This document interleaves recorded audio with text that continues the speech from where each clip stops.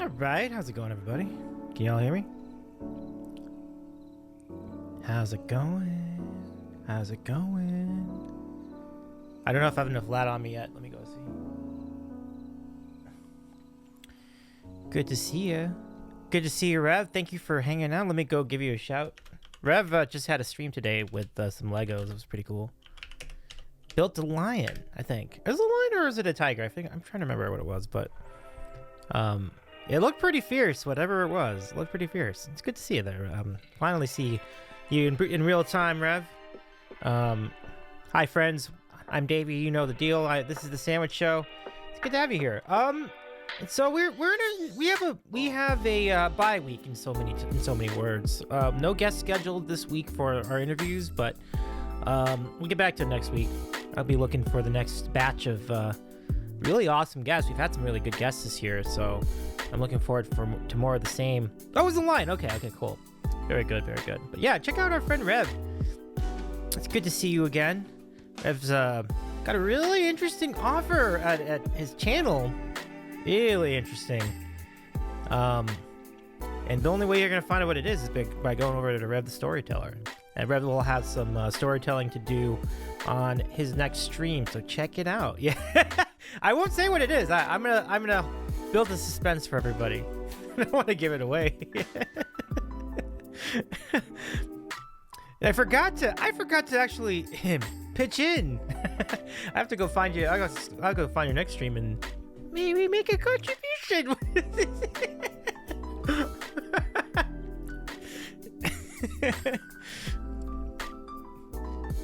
But legit, it's great to see you all here again tonight. It's nice to see you. And Charlie, thank you for the lurk. Hope it's a good lurk. Enjoy. I'm looking. It's nice to have you here. We can hear. That's good. It's good. That's actually significant. I want to make sure. Sometimes I do start streams and there's no sound because something happens, something gets borked in the OBS settings, and things happen. Oh no, okay, that's fine. Well, welcome in.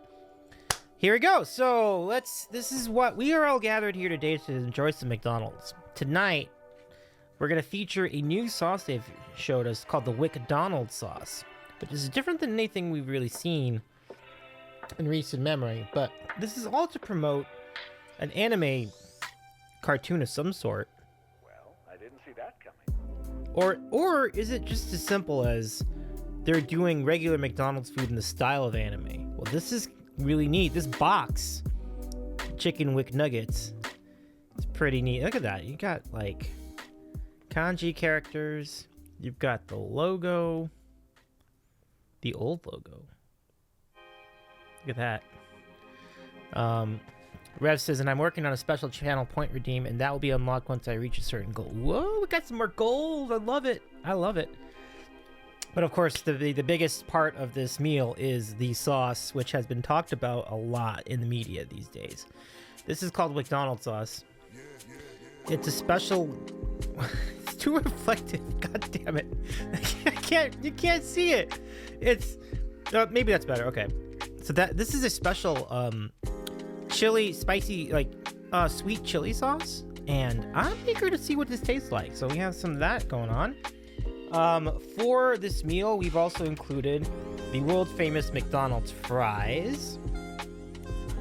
I mean, nothing to add to that. Everybody knows McDonald's fries. They're all very good when they're fresh.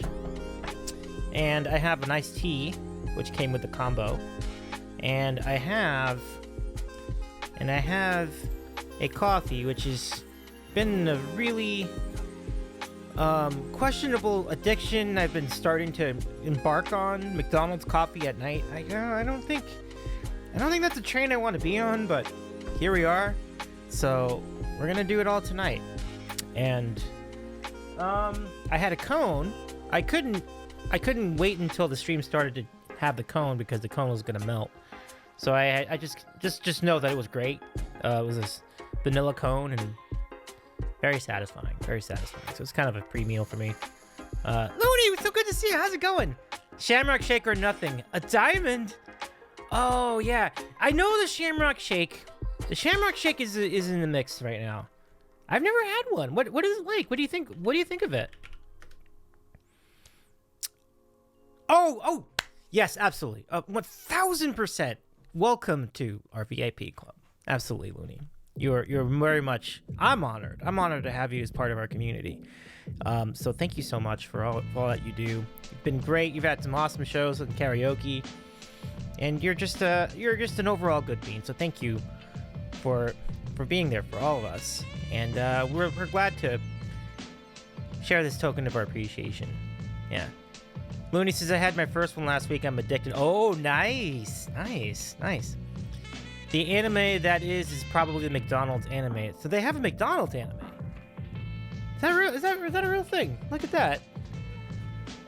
Interesting. Well, here. Oh, look at that. At McDonald's, McNuggets become WcNuggets. Well, there they are. Shamrock Shake is minty. Yes, it's mint. Wait, Looney, we had this long discussion when we had you on the show about mint chocolate chip ice cream. And so the Shamrock Shake's got to be just the perfect milkshake for you. Am I right? Like that's got to be. No wonder you're such a big fan. That's phenomenal. I love it. It's all I know. It's all I think about when I drink it. Much to the chagrin of your good friend Trina, right? Yeah, Joni says, I think of Trina and laugh maniacally while I drink it. That is fantastic. That really is. You gotta wear it loud and proud, my friend. Loud and proud. So, one thing I didn't notice about this cup is that this cup's actually red. Normal, the McNugget cups are usually white. So, here's the sauce. I don't want to spill it, but here it is. To hide from my microphone to see this. There we go. Oh man, so good. Okay, so here we are. Here's the meal. We got nuggets, we got fries. Oh, we need some ketchup on top of that. So let's go make that happen too. I have to eat this pretty slowly tonight because I think more people are going to filter in the chat over time. So if I eat it all in one sitting, I'm not going to have any content for the remaining hour and a half or 2 hours, depending on how we're doing.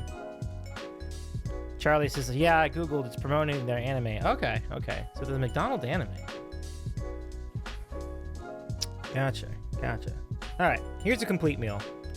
Nuggets, fries, new sauce. Everything to love, everything to gain, nothing to lose. Certainly not. They're not losing calories doing this, right? Okay. So now, our first taste of this chili sauce. After we have a fry. Let's have a fry. Okay. Fry meets quality control standards.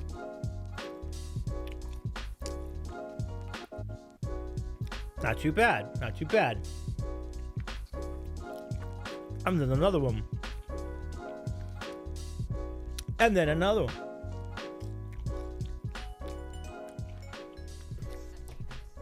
Okay. Now, do those of you who are McDonald's nerds know the 4 shapes of McNuggets? I will explain them to you. I'll show them to you. This is one. This is called the boot. You have the ball. You have the bell. This isn't much of a bell, but this is supposed to be a bell. And then you have the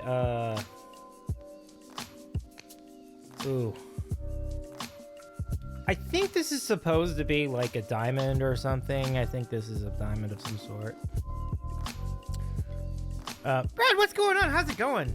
Hey, nice to see you, Brett. What's up, big dog? What is up, Brett? What is up, my dude? How are you doing? Let me give you a shout.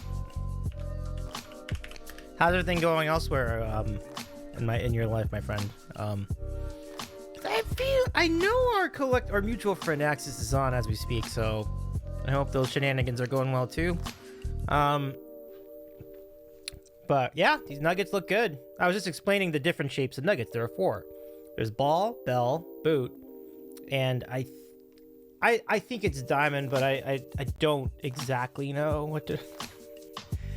It's a diamond. Is it spades? Brett's is just done recording, editing, posting the new podcast. Time for a drink. Do it up. Do it up. And what we're going to do while you get that drink, I want to go put this in. We're going to try our first dab of this McDonald's chili wick McDonald's sauce. That looks pretty good. It's got all the Korean barbecue vibes. This looks good. And now we taste.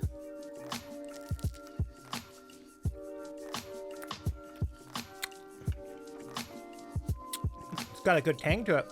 Very good kick too. So, what you have here is easily the most. Well, I mean, I guess you got the buffalo sauce. I'm sorry, I can't. Maybe I won't say that, but in addition to the buffalo sauce, this is the spiciest McNugget sauce or Wick Nugget sauce that you may ever see here. So yeah, it's pretty good. I'm gonna take another go at it.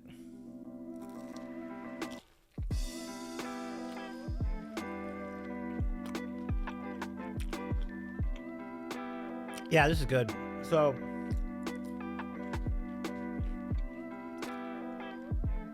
I'm definitely reminded of like Thai glaze, skewers, and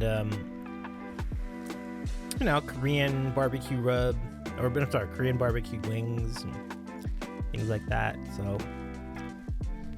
all these things are kind of rolling it.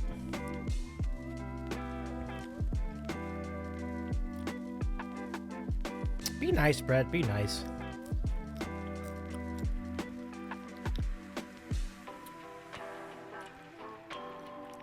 Well, you never know, Charlie. I mean, you could always add new memes in there. Maybe that'll revive it. Hey, Steeman, how's it going?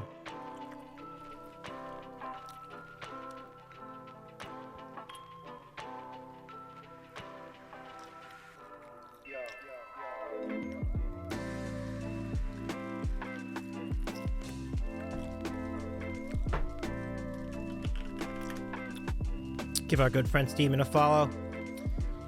Yeah, I mean, this is our setup tonight. It's a very basic stream. We're just trying out this new WcDonalds sauce, and it's pretty good. How you doing? How's it going? Yes, our friend Steeman streams Rocksmith, often to raise money for cool causes.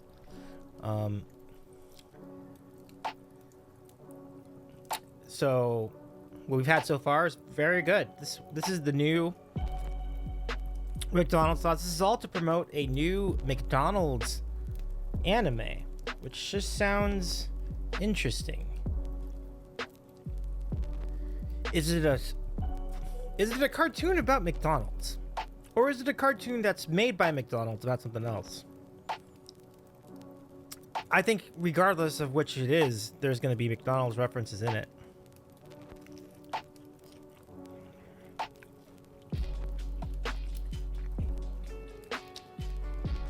Yeah, this is zesty, spicy, tangy. It's like the next logical evolution from the sweet and sour sauce, which has been a classic over many decades.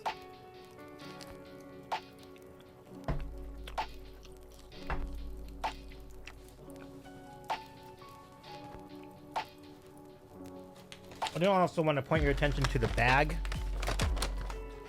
which is very much in the style of anime books. Look at this. The sauce of power, the sauce of comfort.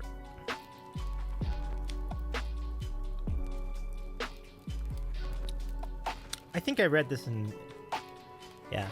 So, and then the other side it says this. It's as bold as true love. Its spice is so tender, it brings me tears of joy. I'm not arguing any of that. This is good stuff.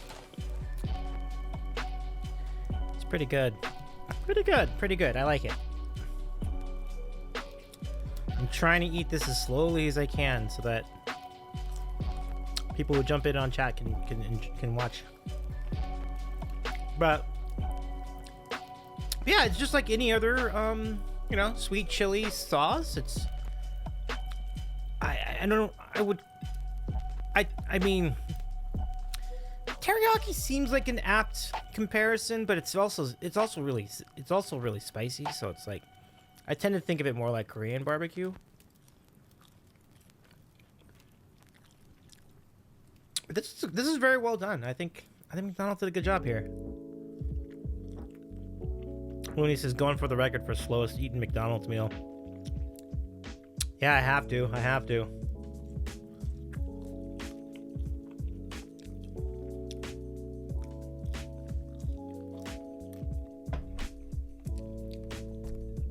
You know, that's hard to do because these nuggets tonight, this batch is fantastic. And, you know, 50% of the time you're going to get fantastic nuggets. 50% of the time they're going to be fine. They're going to be like average, good, little, you know, a little stale. These are great. I mean, it's not easy to eat this slowly. These are so good.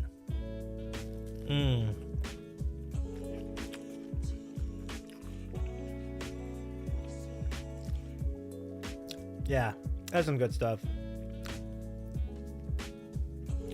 I mean, look at this.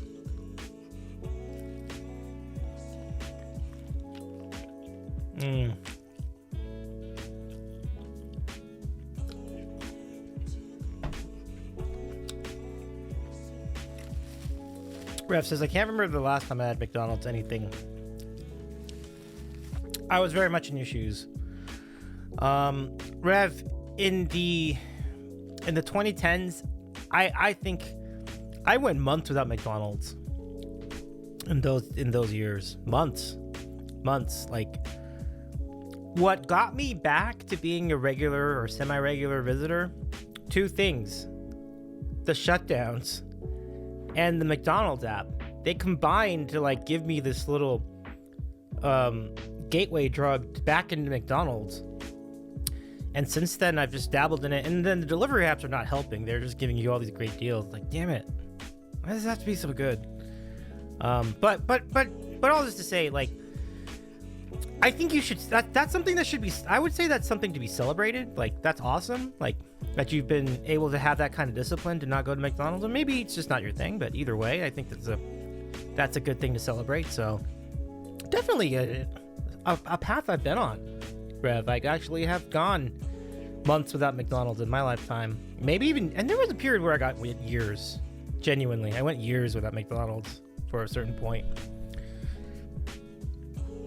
I'm thinking that point was probably from like 20, I don't know. So because I did do let's say like maybe 2014 to 2019. It was very rare that I would go to McDonald's. Yeah. Steven says, the only reason I got back to McDonald's is McRib. I love McRib. That is just such a triumph for McDonald's. It's like, there's no reason for any of us to like this product. We love it. And it's a terrific story. I love that, Steven. Like, it's not good for you. Obviously not good for you, but is it good? I mean, it's good. But when you have it, it's fantastic. Does that make any sense? No, but there's just something about it. Like, you consume, you have a bite, you have the pickles, the sauce.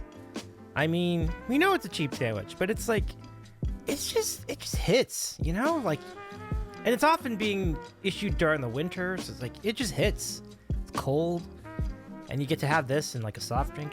It hits. It's just, I'm with Steeman. I love it. Even though it defies logic. But I do. It's good. I mean, Ref says, I generally don't eat much fast food since I don't go out much. Okay, that's fine. Like, which is also good in one way, because it means you get to cook at home more. Very good. Yeah, that's definitely a plus, I would say. So pretty good, bro.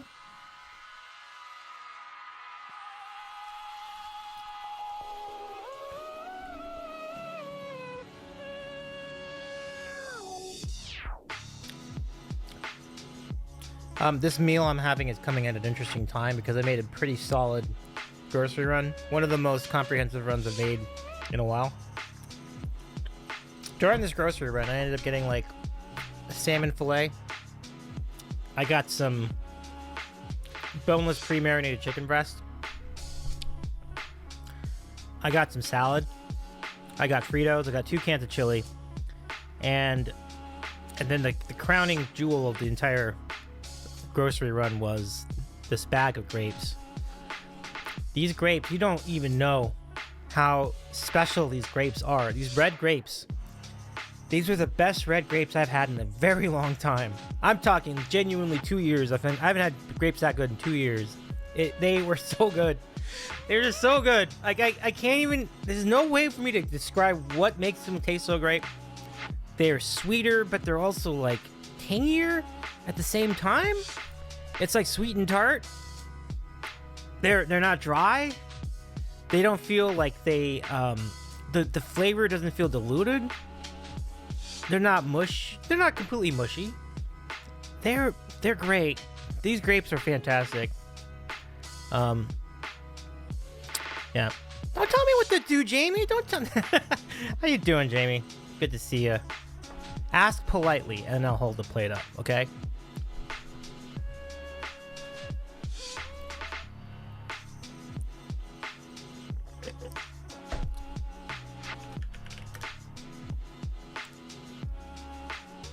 It was up in the thumbnail. Okay. Well, here's what we got, Jamie. Check it out. We got the new McNugget sauce. And we got the fries. We got and I was just saying, these nuggets are like really, this is a really good batch of McNuggets. Like these WcNuggets, as they're calling them here. They came in a really cool box. Let me see if I can get the box here. This box is pretty far out.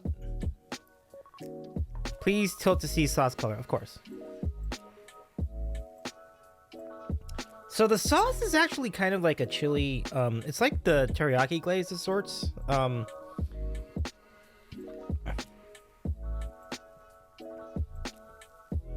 on. But yeah, it comes in a red cup. It's kind of it's unusual. I don't know. I think I will open the other one. It's kind of like this is like a collector's item at this point, but I do want to show you a close-up of the sauce. So I'm gonna cover my face and do it. Can you see it?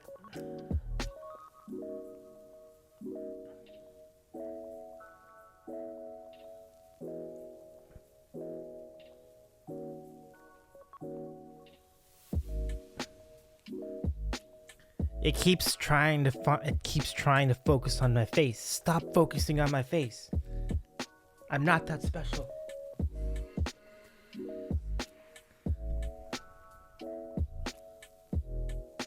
Whatever. But you get the idea.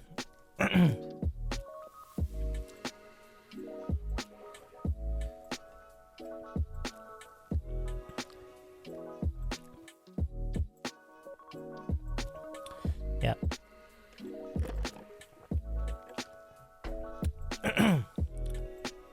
But yeah, it's an interesting mix. I think it's pretty good. So let's go ahead and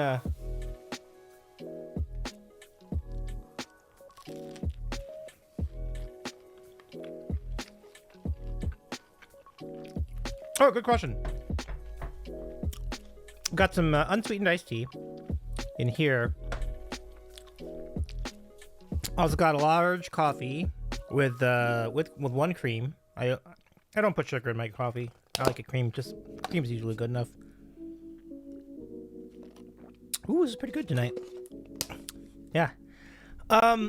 Brett says, I'm saddened that McDee's has only honey sauce now, not actual honey. Freaking corn syrup. Very interesting point, because I was not aware that honey was actually one of the original sauces of McNuggets. I was wondering what that 4th one was. We all knew about honey. You know, we knew barbecue and sweet and sour, the 2 most popular. And then we know about hot mustard, which has had its, you know, people can occasionally be in the mood for it. I was wondering, what was the other one? It was honey. Like just honey. Like just honey? Like, yeah, just honey. I've never had just honey for McNuggets, and I'm curious. Is it good?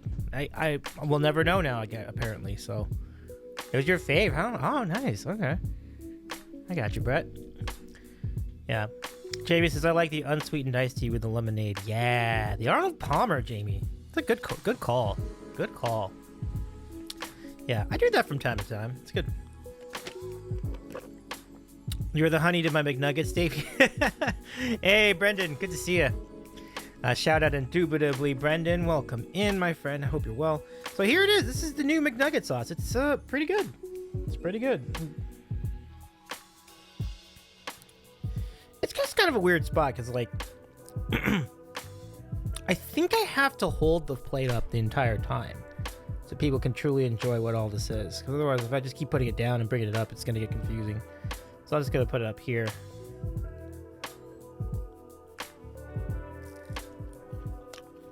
PJME, what up? PJ asks, did they have the Shamrock Shake? They did. They did. Steven says overhead cam. Ah, yeah. Overhead cam's a good call. That would be money. But they did have the Shamrock Shake tonight.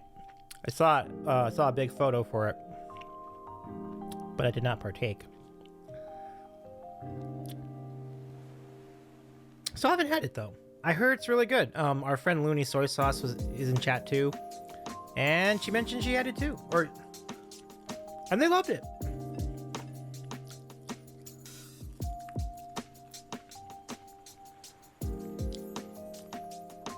Brett says, "Do you guys do honey dip fried chicken on the West Coast?" It's a PA Dutch thing, but they kind of do it everywhere here at diners and such. There is a place called Honey's Kettle Fried Chicken. That might be one of them. I don't know if that's specifically in their process, but there's definitely honey in. There's definitely some honey involved in that chicken, so it would seem like that's one of them. After that, I can't say if it's a thing out here. I don't know. I'd have to go look it up. It seems like they, but we probably have at least one. So yeah. The Shamrock Shake's been around that long? Wow. I didn't know that, Brendan. Let me give you a shout, Brendan. Good to see ya. Hope you're doing well. Oh, that's fine.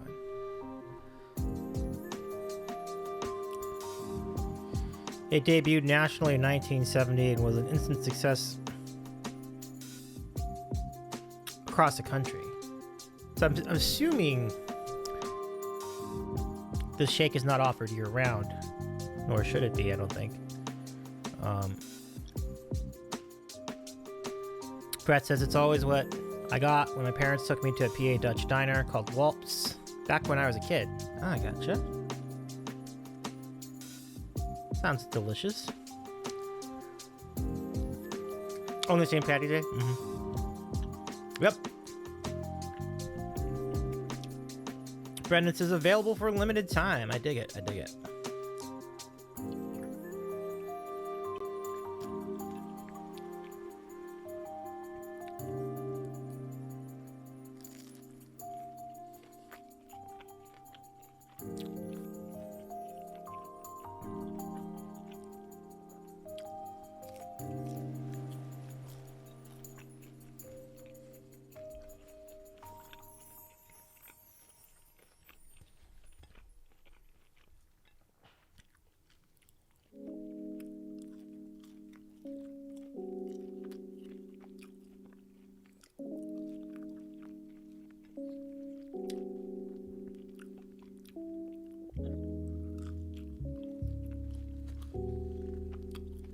No. Brendan says, when's the Super Size Me streamathon with Davey eats nothing but McDonald's for a month? I mean, I hate to say it, but I don't think I like McDonald's enough to really want to eat it more than once a week. So I don't see the chances of that being very high. You'll be in the mood for it once a week for sure, or even once every 2 weeks, but Yeah. Yeah, Brendan, it was rough. He almost died doing that. The guy that did the movie.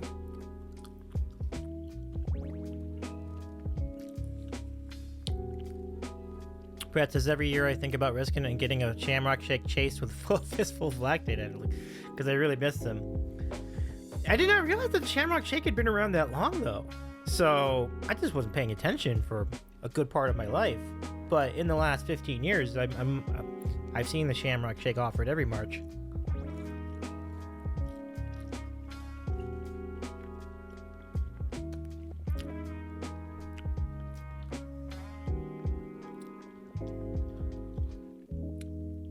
Brendan says, side note, I found Super Size Me 2 free with ads on YouTube.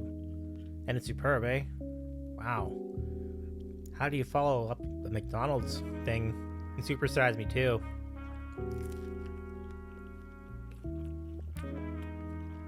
Does Morgan Spurlock go... This is Morgan Spurlock's is the one who created the Super Size Me movie. So the question is, does he go back to McDonald's or does he go to a different restaurant?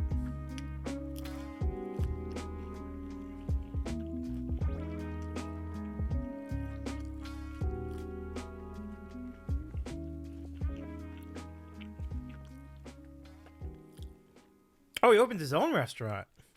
Huh. That seems like an interesting movie, yeah.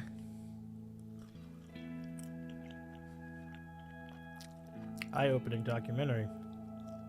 Mm-hmm.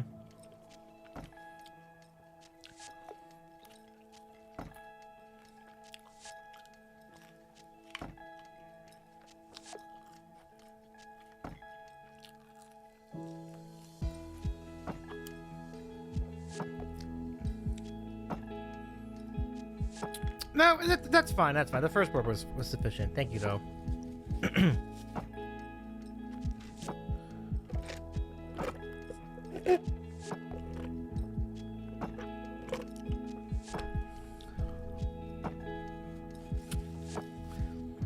Well, anyway, let's just summarize what we've done so far. So we've had this new sauce. It's a spicy sweet chili sauce. Really good. It's kind of a darker, richer, spicier version of the sweet and sour sauce. It probably is closest to teriyaki sauce, but it's teriyaki sauce with a kick. And so I think there are restaurants that have spicy teriyaki sauce, and this is one of them. This is very, very good. Yes, we're good. You are free to link the Wikipedia. We do not need the entire thing pasted in the chat. But I do think we have a pretty good synopsis of the film, so.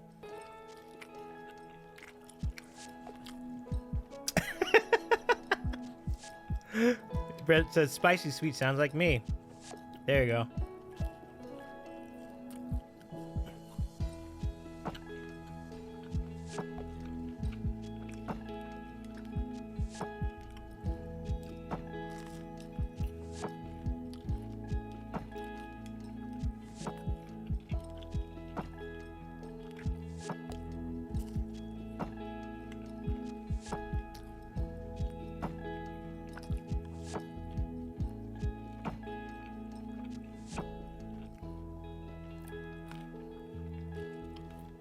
Okay.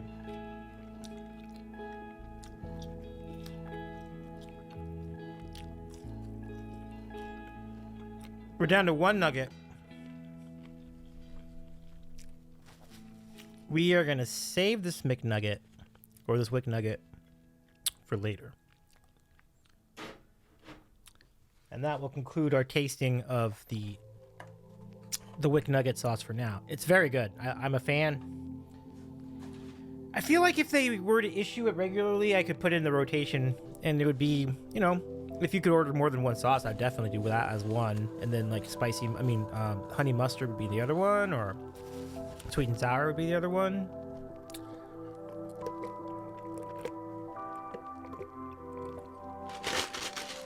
Brendan says, one year I might have gotten a Shamrock Shake and had it with some Popeyes.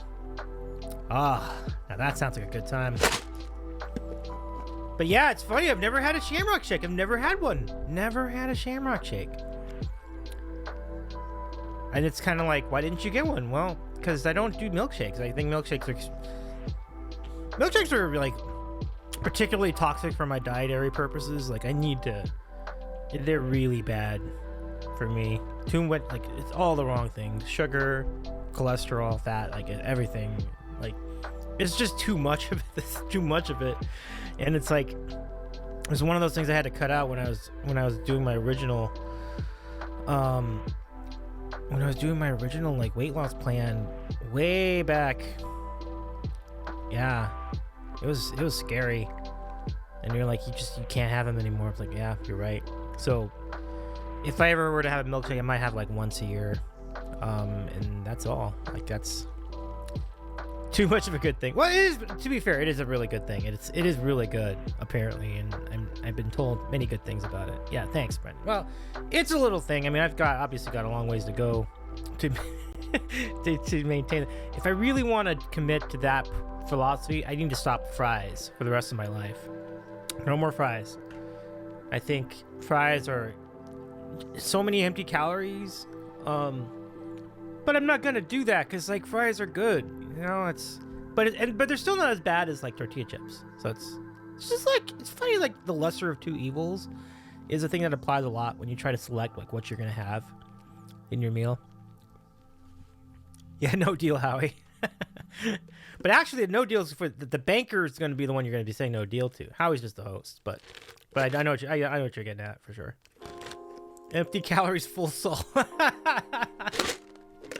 That puts it pretty well, Brett. I like that. Ooh, semantics, look at me. Brendan, I'm doing it out of love. I do it out of love, and because I figured you would appreciate it too. So I mean, it's no harm intended. I was just being goofy. I got some coffee. This is a regular McDonald's coffee. I put in some cream. Charlie, how's it going, Charlie? Welcome to this. Welcome back. Welcome in. It's nice to see you, Charlie. How's it going tonight? Do what you love and never work a stream in your life. I mean, if I could stream for a work, I would most certainly not work a day in my life. Yeah, being dopey. Yeah. Oh, dopey be dopey.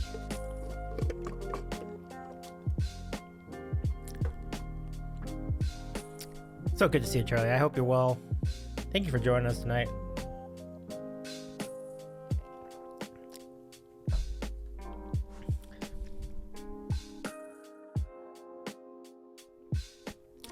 So, can you have sandwiches again? Oh yeah. I can. I was very grateful to say I'm really happy to report that I can go back to sandwiches now. Yeah, and it happened a lot sooner than I was expecting. They said I could have done it.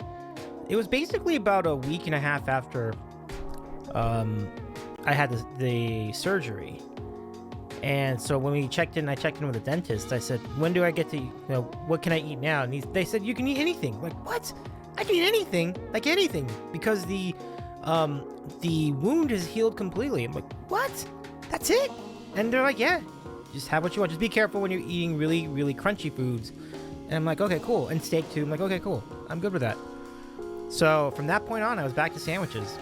And so yeah, I was really happy about that. That was a great development. And so yeah, I'm back to normal. But what you might have noticed is that I don't eat sandwiches that much right now. I have it for the segment. I do that. But I've been a little more selective about having them because they have a lot of carbs. So let's see. I did not have a sandwich tonight. This meal did not include any sandwich. I did not have a sandwich for breakfast. I did not have a sandwich for lunch. And yesterday, I had fried chicken. It wasn't good for me, but it wasn't a sandwich. So I didn't have any on yesterday. I didn't have any on Sunday because I had Taco Bell. So I have not had a sandwich in at least 3 days. He's an act, a phony, all for the cameras. Boycott.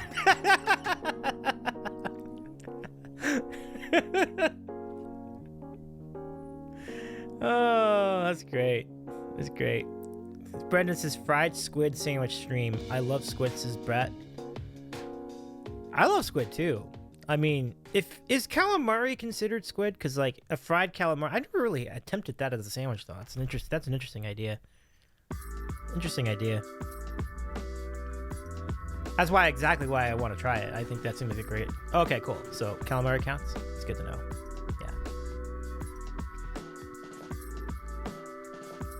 Charlie says, fried calamari. Yeah. Brendan says, if you were on Hot Ones, would you be taking little nibbles of the wing or cleaning that mofo bone? Yeah. Well, that's a good question. Like, I think you're never gonna know till you try it. But I think the way you attack something like that is you go in. I go all in. And I'm shoveling it to the back. I'm pushing it to the back of my palate. Meaning I'm pushing it to the back of the mouth. Because when you put it at the back of the mouth, then it's not as sensitive in the back part of your tongue is not as sensitive as the front and sides.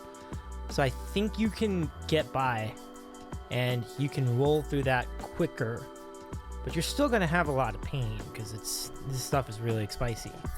Yeah. Let's see.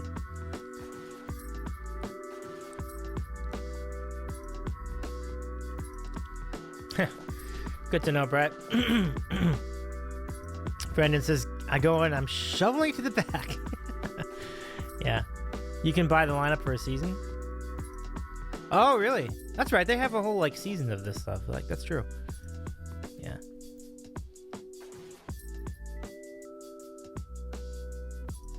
Well, Brad, regarding your comment about the calamari population, like I think if you need me to have an extra incentive to eat more of it, I'm all about it. For what it's worth, that sounds great to me.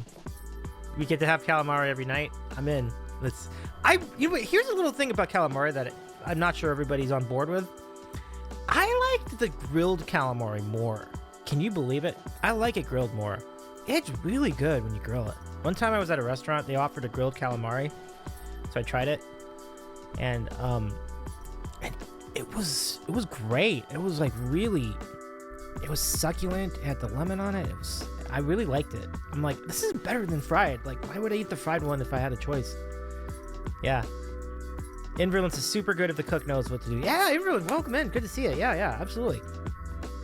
And that is a very good point too. Like, the cook does need to know what to do. There's a company a few seasons ago called Lucky Dog that had some great hot sauces. Ooh, I like it. Inverlin and anybody else who's joining us late tonight, I would like to point you to this sauce. It looks like it's like a spicy teriyaki sauce. This is the new sauce that McDonald's has rolled out. I tried some tonight, and it was very, very good. I liked it a lot. So, yeah, so good. Brett says, if you have a Sichuan restaurant, they make an amazing Chongqing-style salt and pepper squid with Sichuan peppercorns and chilies. It's a top-tier food. Oh, there's got to be one of those around here. Yeah, like, yeah.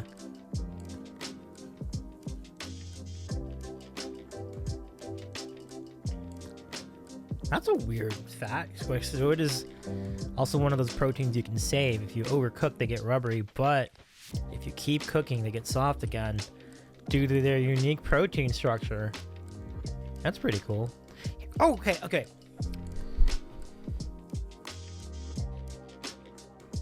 This is a question for our mod, Jamie88888, if you're in there, if you're here, Jamie. Question, Jamie. Have you had the Shamrock Shake? With Jamie being in Boston, it would seem apropos for this time of year to sample the Shamrock Shake, and I was kind of wondering if Jamie had one before.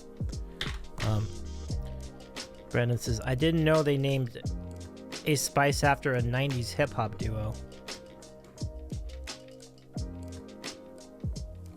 Chongqing style salt and squid. Oh. I think I got it. Brennan.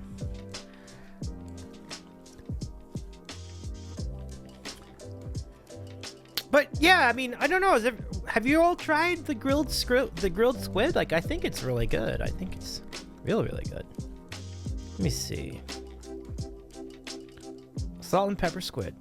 Yeah. See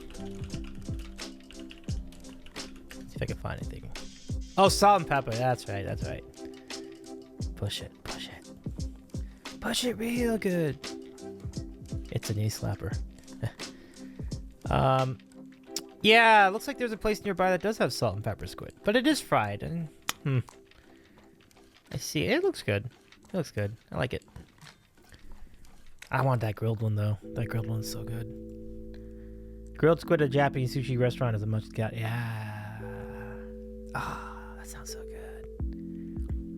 so good. And it doesn't like completely take over. You know, it's not a complete gustbuster either. That's what I love about it. It's like it's light. It's succulent. It's tasty. Maybe not succulent, but it's tasty. Very, very satisfying, you know? Yeah. Who are you gonna call? Squid Busters. Hey, Charlie, welcome back. Oh, Gus Busters. Gut Busters?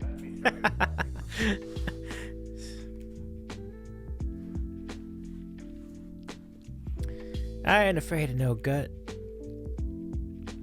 Yeah, soy ginger sauce. Yeah. Brett knows.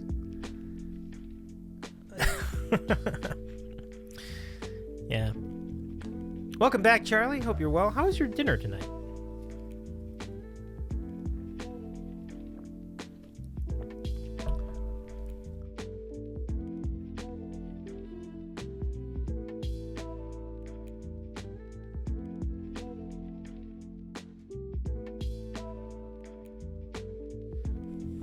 My dinner was good. Love it, Charlie. I love it. I gained 5 pounds just chatting in here. That's what we do. All we do is make people hungry here. It's our signature at the Sandwich Show. It's what we do. We do it together. Oh, you had some tacos, Charlie. That sounds great. That sounds awesome. I'm glad you enjoyed. Very cool. Tacos are awesome. I don't think there's not a bad time for tacos, you know? I don't think it's a bad time for them. Like, it's just like not a good time for tacos. Most of the time, I would say it's a good time. Oh, we have our furniture catalog redeem. Let's do it.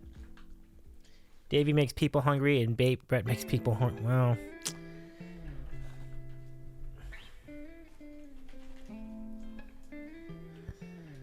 Inverlin says, I wasn't before I sat down. Now I'm grabbing quesadilla. Oh my goodness, Inverlin. I feel kind of guilty, but it does sound pretty good. Enjoy your quesadilla. Brett says, stuck just to baked chicken and veggies for dinner since I made that obscene Reuben for lunch. Ooh, boy. But the chicken and veggies sound great. You know, I gotta tell you what, like that sounds really good too. All right, so for Charlie the Goddess, let's go to this entry in our furniture catalog snug. I gotta find a page I have not tried yet. Let's see if I can locate a page. Inverlin says, I ate dinner for breakfast because I woke up so late. Ooh. We've all been there. Right on. Let's see. Is there anything here I have not shown yet on camera? I feel like I've shown a lot of this catalog already. Nope, I've seen that one too. And that one too. Let's see. There are actually entries in this catalog that are actually rather normal. But no matter what it is, everything in this catalog is absurdly overpriced. Just absurdly overpriced. It's ridiculous. We might have done that one before too. But just that, the thing about it is they're all kind of the same. Like, you have this one. There you go. We have this one, right? With these chairs, which was these backrests that are way too low. Like, how are you gonna get comfortable in that? It's like a backrest for your tramp stamp. Like what the hell? Like what is this about? Like, and it almost looks like they're so narrow that your butt's gonna stick in them. So that's like you'll get up and the chair will get up with you. Just ridiculous. And then on this page or the next page, previous page? No, this one, yeah. It's almost the same thing. It's the same thing. It's the same shit. You can't have a table with backrests that are lower than the table. Like what are we doing here? Like why would you even have the backrest at that point? Like, God, what are they thinking? And then each chair in this catalog costs $1,155. $1,155 for each chair. So you can spend $10,000 on this set. $10,000 on just this table and these chairs. I mean, what people have got to come up with better things to do with their money. Goodness. That comes from this catalog. RH Contemporary. Bad chair. Yeah. But thank you for the redeem, Carly. Another adventure in this really ridiculous furniture catalog.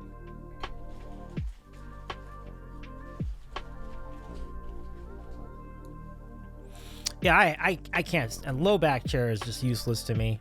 I agree, Brett. Brett says, "What is this? A backrest for ants?" Exactly.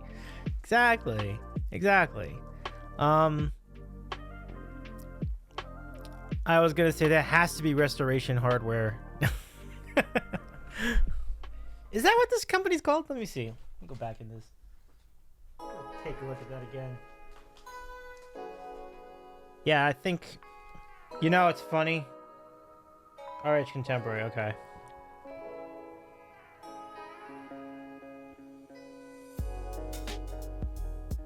Yeah, I'm pretty sure you're right. Yep. Look at that. And Verlin says, anyone sitting in a chair like that is liable to be just falling out of it when drunk. Yeah. You're so right, Enverlin. It's so true. Charlie, this is time to get a new catalog, Davey. I would most certainly write to them and request a new catalog, just because I've enjoyed all the content that we've gotten from this one. This was sent to me by mistake. Like, it was supposed to be sent to a previous occupant of this apartment. So we received this last year. We never did get another one though. We only got this one. And we've just had boatloads of laughs just going through the pages of this catalog. I would most certainly be glad to investigate a new edition of that catalog if we're out there.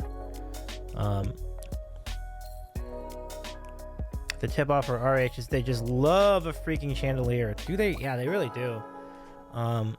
Charlie the Goddess is redeemed to hydrate. Well, I got it right here. This is a coffee. It's pretty good. Thank you very much, Charlie. Very nice of you. Okay, have a good rest of your night. Thank you for hanging out, Charlie. Nice of you to... Charlie the Goddess, to be specific. Charlie's Beats, I believe, is still in the chat, but... Yeah. Kingdom Fallen, how's it going? Welcome in. Nice to see you tonight. Hello there. Coffee, that's dehydration. Yeah, that's fair. That's fair. Good thing I got this water. We can fix that problem. Not too bad. Not too bad. Not too bad. Yep. Got the water. Got the coffee. We got it all rolling. Yeah. And iced tea.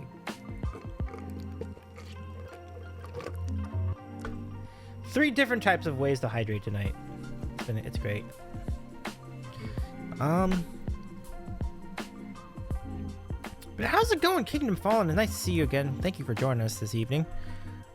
We just sampled the McDonald's food. It was very, very good. Very, very good. Yeah. McD's products. Oh, yeah. No doubt about it. So, I mean, that's the handle of it. Kingdoms as it goes. How about you? I'm doing pretty well. Like, I was not doing pretty well last week. This is I have come out of two of the most stressful weeks of my life. We talked about it in the Sunday stream. I was involved in an IT audit, and preparing for that was just one of the toughest things you'll ever have to do as an IT tech. And you know, we had other people in our IT staff working towards this audit. It was extremely stressful. Like, it was rough. So I won't rehash all the details. That's over on the Sunday stream if you want to check the VOD out. But it was bad. It was bad for my health. It was really bad.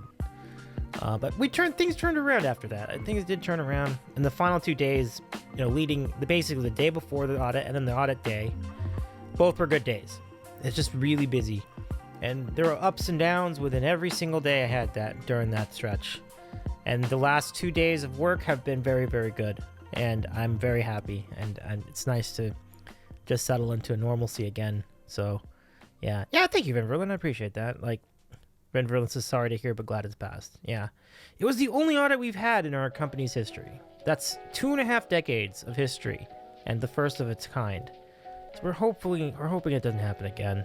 Like, 'cause that's a lot. It's a lot for anybody involved in our organization.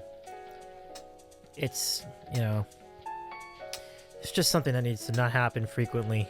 And if it does, then we need to completely redesign how technology works, because it's just getting out of hand. Like, yeah.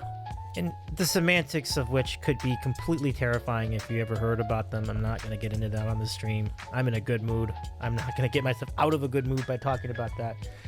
But anyway, it was huge. It's huge. We all were compliant, and that's the biggest thing. And I think we're going to have more detailed results, I think. So, and we're not completely out of the woods yet, but the idea that we didn't get dinged for anything during the audit session was huge. It's huge.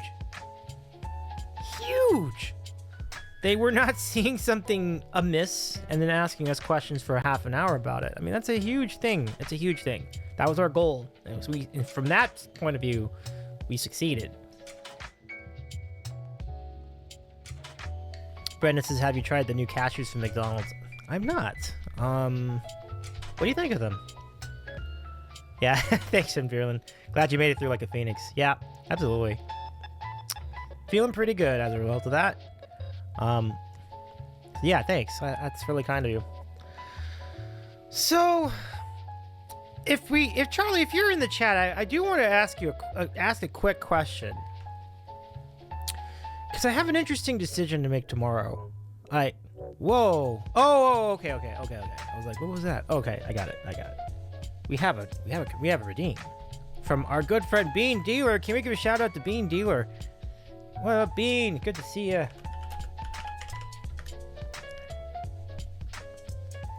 Bean streaming, folks. Give our friend Bean a follow. It's a really good time.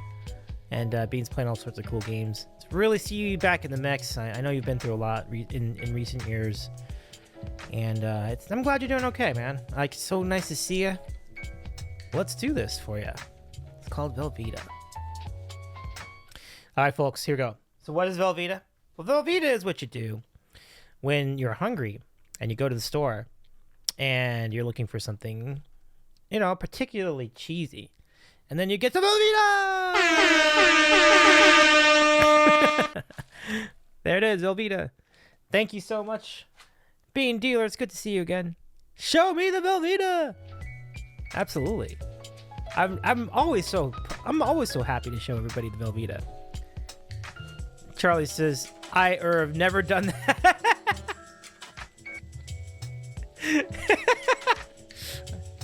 How old? Oh, no. We're not going to get into how old Velveeta. But we know it came from TwitchCon 2022. So it's pretty much time to get rid of it. I'm going to have to get a new Velveeta cup pretty soon. Yeah, it's from 1970.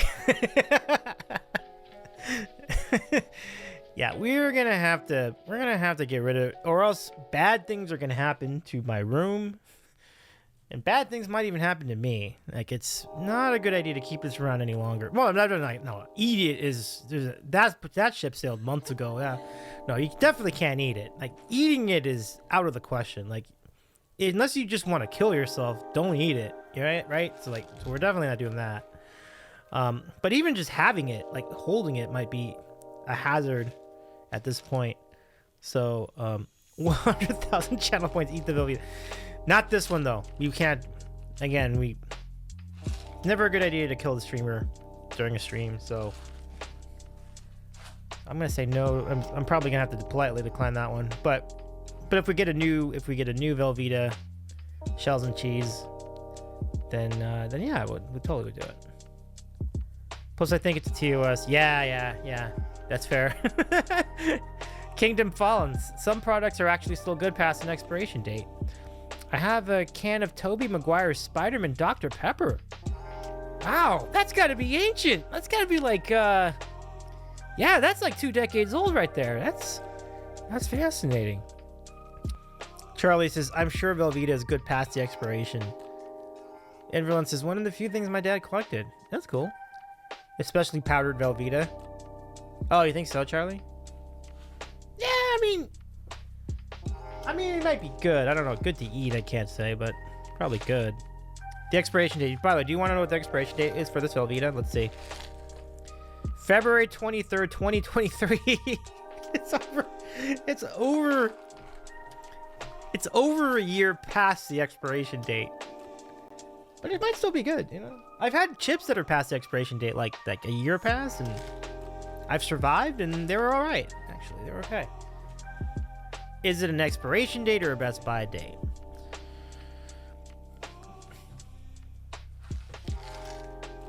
It just gives me the date. Does not explain whether it's expiration. Interesting. Charlie says, "Ah, still good." You know, Charlie might be onto something there. Well, Best Buy then? Yeah, probably. Did I just see King jump in the chat? King Dambreaker, welcome in, my good friend. How are you doing? I hope you're well. Fake milk, fake cheese, still good. Yeah. I guess when you consider it really isn't even food to start with, like maybe you're doing all right. So that's a really good point. Yeah, King Dambreaker, our good mod. Shout out to our friend King Dambreaker. Nice to see you again. Did you look through that Taco Bell stuff? That's fair. That's fair too. You know, not exactly food products in there, but I will say they're pretty tasty. Oh, King says it's been a productive long day. That's great, King. Good to see you. So here's what we had tonight. We had this new WcDonalds sauce, which is a spicy teriyaki sauce of sorts, and got some McNuggets with it, and some fries, and it was all pretty good. It's all pretty good, everybody. Yeah. That Taco Bell really hit the spot though on Sunday. I will tell you, you know, it's really remarkable. Like, wasn't really aiming the bar very high on Sunday, but it was really good. Like, it really just really got me in all the spots. Like, it was really good. Wait, it is Tuesday, right? Fascinating. There are some people who are streaming right now that normally don't stream on Tuesdays. I'm rather intrigued by that. Very, very interesting. Yeah. Tails Grim says, hello, fellow glasses wearer. Well, hello, Tails Grim. Welcome to our chat. Nice to meet you. My name is Davey. I'm a variety streamer based in Los Angeles, and I eat food and chat with people on stream. I also have interviews, which will resume next week as we keep things moving. Rohamo says the spots: nausea, heartburn, indigestion, upset stomach, diarrhea. Is that it? I love that. You got the order too. Like, that's perfect. Like, just like the commercial. Yeah, Beans is Pepto-Bismol. Exactly. Yeah. Well, Tail Graham, welcome to the Sandwich Show. Nice to have you here.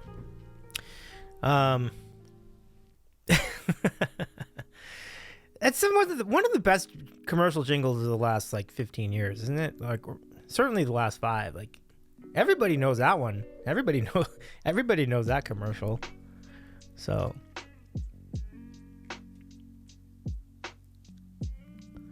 Let's see. Comment further up. Let's see. Who was it?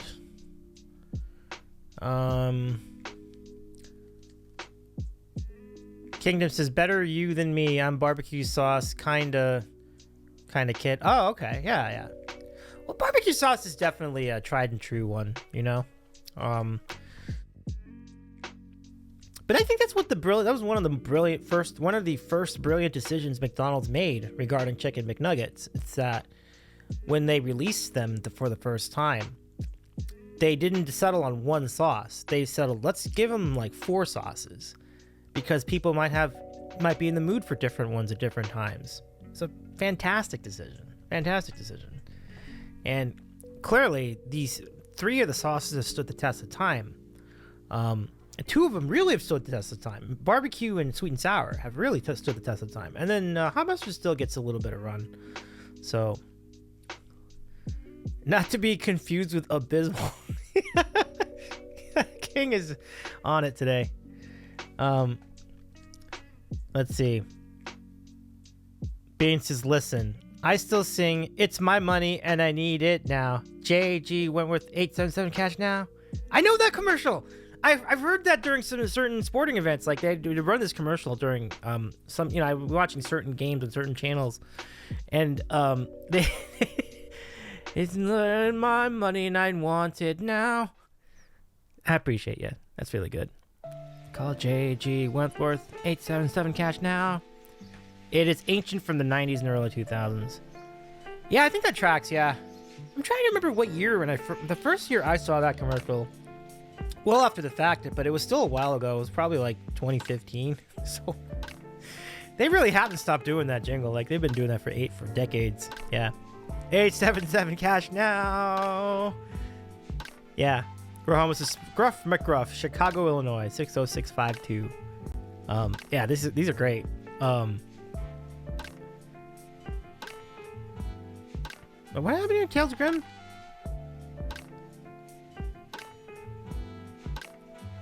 Well, I mean, you have to be careful. I mean, I think maybe he was a little forward the way that maybe they perceived it as a little forward, Tales Grimm. So it's nothing. I mean, I don't think it was anything personal, but we will definitely gladly treat you with respect here. So welcome to our channel. Nice to have you here. Feel free to settle in. We're chatting about commercial jingles at the moment, so 800-58. Yeah. You know, you beat me to it. Rahomo says 800-588-2300 Empire today. I love Davey and the Biblical. You're quite kind, Brett. Thank you. Brett also said Davey's a wholesome lad. I sure have that reputation, and I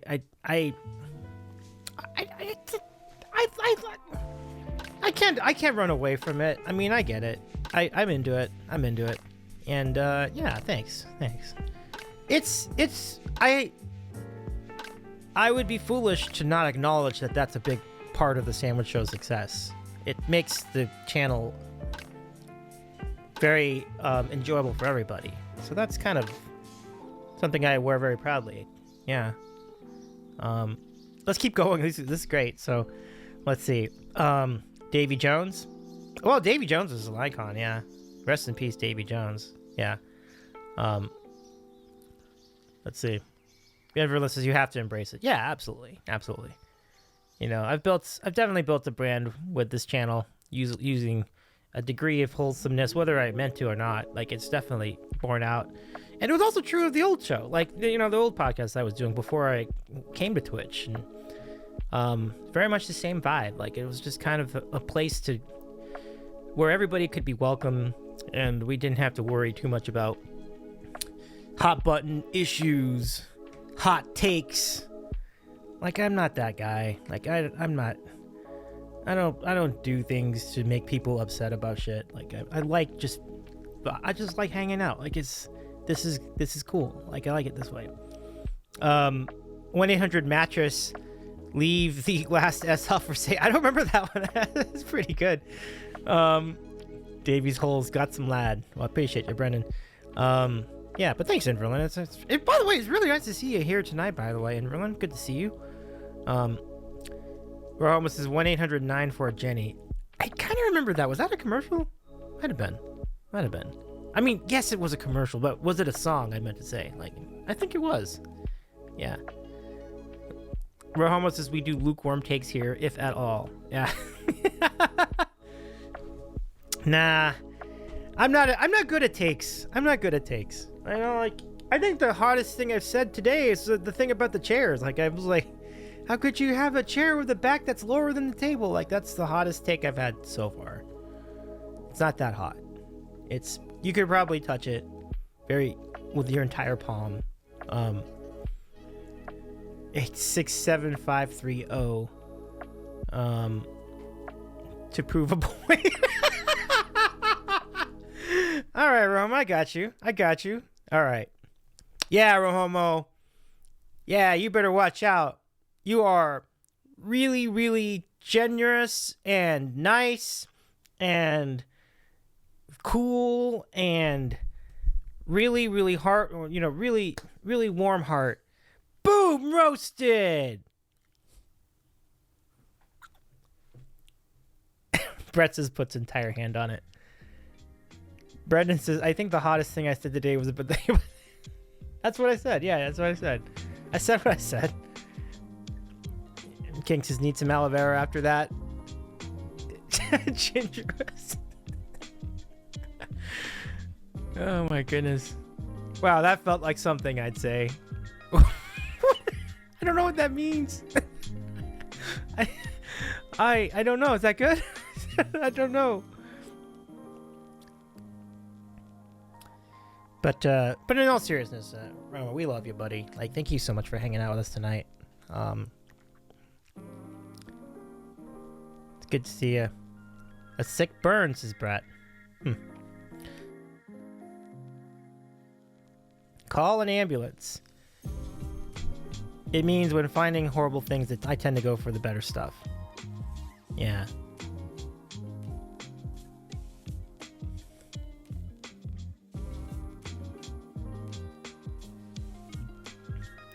Yeah. Well, I appreciate that. I mean, I think that has always been like a goal of wherever I've been, whatever I've done. Like, I want to make sure that people who are tuning in are comfortable. That's like the biggest goal I have above everything else. And yeah. And Rillen says it's hard to say bad things about people when they are great people. Well, that's nice of you to say. Thank you. I mean, and you know, when people do have a reputation like that, like, you can feel the pressure to uphold it. But at the end of the day, if you are who you are, and I don't think if people are truly good, there's not much effort involved in that, right? And you can sometimes tell when it's not authentic. So, yeah. So I've got nothing to hide myself, and so it's always kind of nice. It's actually kind of a charming thing about streaming is that it's less work on my end in this case because it's like, I am who I am. I don't really have any special personality or special kind of show to put on. But Brett is right too. Brett made a point earlier in the chat that when you're streaming, even just this, like, you have to have some degree of being on to maintain a good energy for a show, and humans just don't have that all the time. So I feel very blessed that I'm able to do that, and that I have the kind of energy every day that will let me do things like this on a regular basis. So, Brett says I'm basically a saint. Ramos says, can I delete this? But yes, absolutely. I'm just kidding. But yeah, you can delete anyway.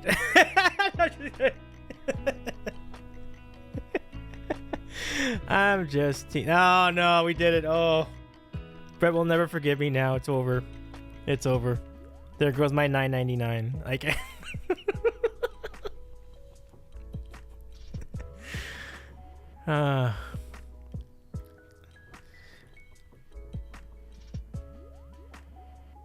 So you're an IT guy? I am an IT guy. I do. I'm a systems administrator for an organization that's affiliated with a pretty large part of a large college campus, and so now I'm a St. Anna Marta. Oh ho! Brett with a comeback. That's pretty good. But yeah, so I'm managing systems, managing websites and servers, maintaining updates and things for those, and managing accounts. Yeah, it's the thing I do. Ramos says he's an OnlyFans admin.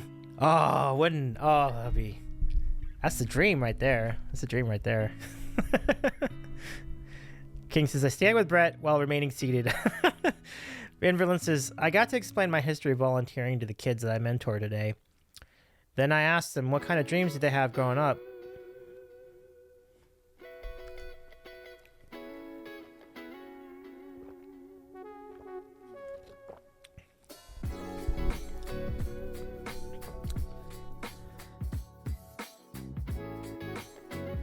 A lot of them said football. Well, you know, football is a good dream. I mean, perhaps not.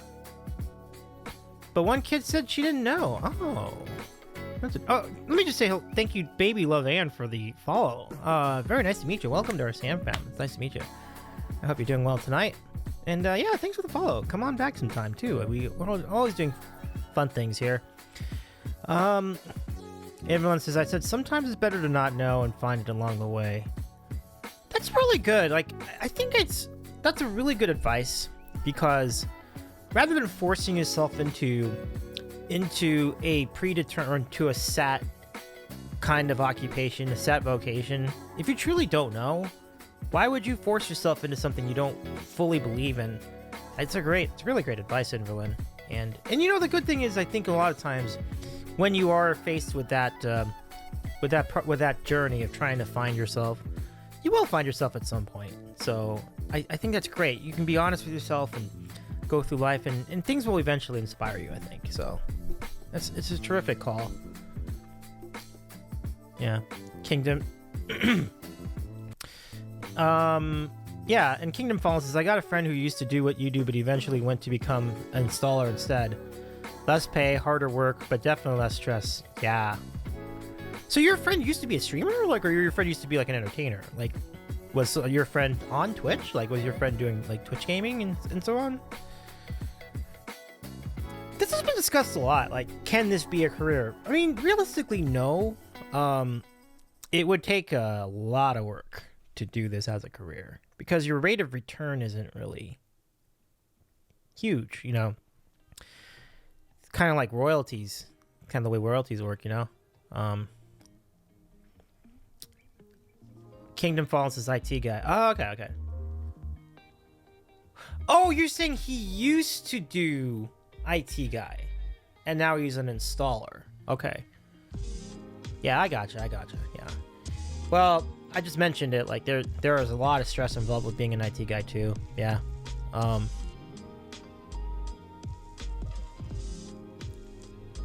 wonder what kind of installer your friend is, though. Like, is it like cable installer? Is it a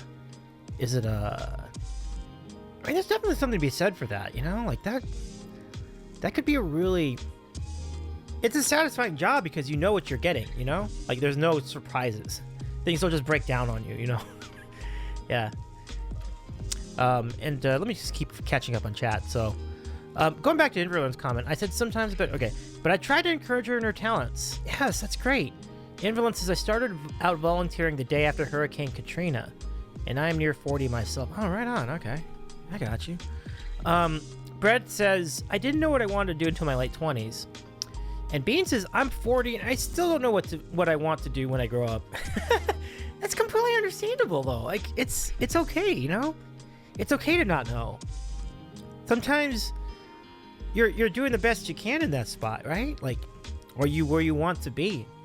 I mean, everyone's gonna have different degrees of that, right? But I don't think anyone's ever truly 100% satisfied with where they are. Even the ones who are the most successful still might not be satisfied where they are. And it's just interesting how life works that way. Yeah, so Brett says, yeah, you need to average close to 1,000 viewers plus more subs. You have to cross promotion like YouTube to attract sponsors. Like 0.01% can do this full time. Yeah. People who are streaming full time usually are doing other things around the streams to make money in addition to the streaming, right? So the way I look at it is, I think streaming is for those who are career entertainers' career, musicians' career, things that are not like 9-to-5 jobs. My view of it is that this is a promotional tool for the other ventures, or it's a promotional tool that goes with the other ventures, right? And so yeah, it's kind of like the it does situate you nicely to be an influencer, right? So what can you do to be the what can your other lines of work be that augment the income that you get from Twitch? When you're a musician, you're doing gigs. You're doing gigs in town. You're doing gigs on the weekend. You know, paid gigs, tours. You're selling music, but a lot of the money tends to come from live shows. So that's always pretty cool to see people who are good at who are able to get gigs regularly and perform gigs, and they don't even have to be like special gigs about your band. They can just be just regular old cover band gigs elsewhere. So there's definitely different ways to go about it. And then if you're if you do other things like gaming, I think we mentioned some sponsorships were mentioned. That's a big one, you know, and so yeah, there's definitely a lot of avenues that you can take to get to where you want to be. But it is true, like any entertainer, even the ones who make a lot of money, they are constantly working every single day, every minute, every day, to get their name out, to get to do their craft, to practice, to be better. This is also true of athletes. Athletes are working every single day, every minute, every day, try to improve what they can do athletically. So it's remarkable to see, like, no matter the ones who are extremely successful, you think, oh, they must have it so easy. Well, not really. Like, I think they work really hard to get to that level of success. Let me keep going over here. There's a lot of great comments in the chat tonight. Thank you for chipping in, everybody. Yeah. Oh, Rome's the same bean dealer. King just says fiber optics and cable lines and putting ether boards together. Oh, right. We depend on you, my friend, Kingdom. We depend on you big time. Like, fiber optic lines are such an enormous part of our IT infrastructure. So we care so much about what you do. So just know we appreciate you all so much for what you do, because we ain't running IT without you. You know. Let's see. Brett says a friend of mine has gone full-time twice and unfortunately wasn't able to make ends meet twice. Still streams but has a full-time job again. Yeah, I mean, that's not the first instance I've heard of that either. I've seen multiple dozens and dozens of cases where people have attempted it, they wanted to make it work, and it probably didn't go the way they hoped. But sometimes it does. Sometimes it can still be a really fun enterprise, and it's fun to try. What are you gonna get if you don't try? You know? Yeah. Brett's gaming is definitely the hardest, it's the biggest and most competitive stream genre. Yeah. It's kind of interesting because gaming is also the biggest genre, right? So it's like you get the biggest potential reward out of Twitch by being a gaming streamer, but there are so many of them, and it's so many hugely established brands, like channels that have been around since Twitch began. Like, trying to cut into that is hard. So, you know, the thrill of the chase is definitely a part of it, but to become a profitable streamer, I mean, one, don't ever do streaming for profit. Like, I'll know if you're streaming for the specific purpose of making money, because those streams tend to have a lot less soul in them, and I'm not about it. Like, I'm just like, yeah, this isn't for me, you know? We'll know. Like, if you're doing music just to get money and bits and stuff, like, we can spot that out so quickly. Like, it doesn't feel like you're even really interacting with us if you're one of those types of streamers. So that's kind of always how I've seen it. Let's keep going. Okay. I need fiber to my house. I do too. Charlie's right. Charlie's Beat says I need fiber in my house. I need fiber in my house too. Inverlin, can you get a team over here to my neighborhood and install some fiber lines? I would love a fiber connection. It would be so good. Inverlin says, Brett says, try me on music. Nice. Inverlin says, artists are so critical of themselves. It's how we improve. But also people in our lives inspire us to empower the stories that we remember of our chivalry and our friend's grace. Yeah, that's great. I love that. Wait, let me keep going here. been reading off this other screen tonight, but Inverland says sometimes it's a friend's family, sometimes it's your family. Yeah. Kingdom says, let me be clear. I'm not doing this with my friend as I'm a broken person. Oh, excuse me. Sorry. Can your friend's company come over? I understand. I'm sorry. I forgot that you were talking about your friend. Right on. But big props to your friend and what he does, what your friend does. That's really great. Kingdom's Fallen says, hot tub streamers average 2K viewers and thousands of subs and bits in that. Yeah, I'm not gonna get into that because that will challenge the wholesome the wholesome brand we've established up to here. But I can say that I am curious about the sustainability of hot tubs as a genre. I don't foresee that being sustainable for a very long time. I think you might have another couple years and then it's gonna fall out of favor. Not that people don't like hot tubs, but it's just like I think people are just gonna gonna get into that been there, done that scenario with that genre. But yeah, Bean says I started streaming just to hang out and meet people while I gamed, and I'm gaming anyways. Yeah, exactly.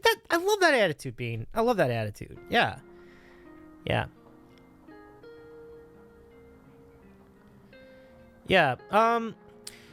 Brett says I don't like big streams. Chat flies by in a Milford. I think you mean a millisecond, and the streamer doesn't interact with anyone. I want to have a conversation. I think that really depends on what the stream is. Generally, I'm in that boat too. But some people are really good at like music, or really good at playing a game, or really good at just really fun to watch. So sometimes there are some big streamers I do enjoy. The funny thing is that music streams, by and large, really don't even get to that point. Like most of them, you might think like 200 people in a stream is a lot, but when you compare to like what the hugest gaming streamers are getting, like 2,000, like 3,000, whatever, like that's a different dimension. Those streams are hard because, to Brett's point, it's like you could even raid and they'll be like, "Hey, thanks for the raid," and then that's it. Like they won't even look at you again, and they'll just get back to what they were doing. So it just depends on like, do you want to watch this? Well, sure, but when you could just watch something else that has more of a community, and you can not only interact, but not only for the record interacting with the streamer directly, but even just interacting with other people in the chat. The huge streamers don't even have that. Like chat, like as everyone was saying, like chat just flies so fast. I've watched chat during simulcasts of TV shows, including like football games and so on. You can't chat there. Like there's like 50 messages a second. Like I'm not gonna make a dent here. There's no point in me chatting. So I just turn it off and I just watch it. So yeah, there's definitely something to be said there. Keeping going. Inverland says I heard recently about glimmers, but that's what they are called. They're little acts of kindness. They happen to you around you. They push you to go for that promotion or finish that piece of art you meant to finish. And personal accomplishment is a huge part of art. One's satisfaction as a creative. I think my favorite thing about being a streamer is that I've now fully realized my potential as a creative, while still being able to maintain a full-time job. Like it's enormous to me. Like I really love it, and I have had visions and hopes of being a partner in the last 12 months, but even then I knew that was not a realistic idea.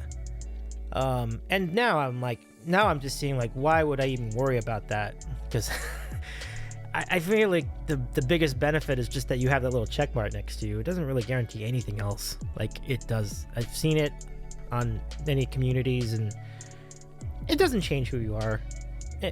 Personally, I don't really think it changes who you are, regardless. And you'll get more of a networking with other partners. That's probably the biggest thing that you can benefit from as a partner streamer. Beyond that, I mean, your numbers are going to depend on what your content is and how much you're on regularly. That has nothing to do with your partner status. Like, if you are putting out good content, if you're interesting, and you got people like interested in coming back, and you come on at a regular schedule and you're consistent, that will do more. That will do as much, if not more, than just having that little check mark next to your name. So, like, I think there are some people who move the needle who are not partners in whatever the genre is. And then there are people who are partners who really are unfortunately not getting a big crowd. And so I don't think you are defined by the status. And Partner Plus is just another level of that.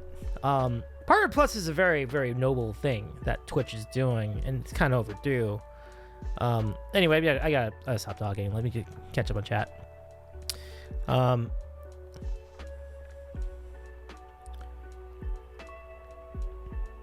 Yeah. Let me address a couple. Let me go to Brett's points in a minute. But let me just catch up on other things first, because the Brett's points are a little more have a lot of moving parts I'd like to get into. But Kingdom Fallen says Twitch is like complimentary income, like you said, royalties, unless you're in a top tier package. T-Pain is huge on it. Yeah, for sure. T-Pain is. I was just on a T-Pain stream like recently. That's why I was making that point. That was pretty much with T-Pain in mind, because T-Pain is really fun. Like, T-Pain is fun, but as I said, it's T-Pain. You're not gonna get an inch as far as getting noticed on there at all. There's no way. Like, to even attempt it is futile. But T-Pain is T-Pain. He's a legend. He's a superstar. He's an R&B icon. Like, we've had so many hits over the years, you know? So, and he's a fun gaming streamer. So it's like, I dig it. Yeah, I mean, he doesn't necessarily want to be so big that nobody can really interact with him.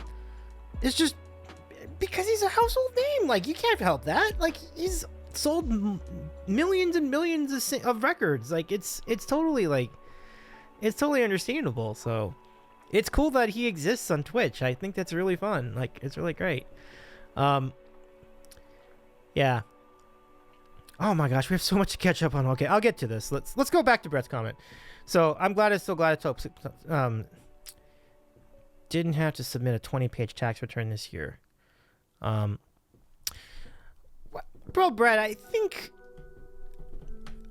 this isn't really within the auspices of the Sandwich Show to get into, but I will say that for the amount of income I've made, I've done a pretty good job of working my tax income return to where I'm getting a refund.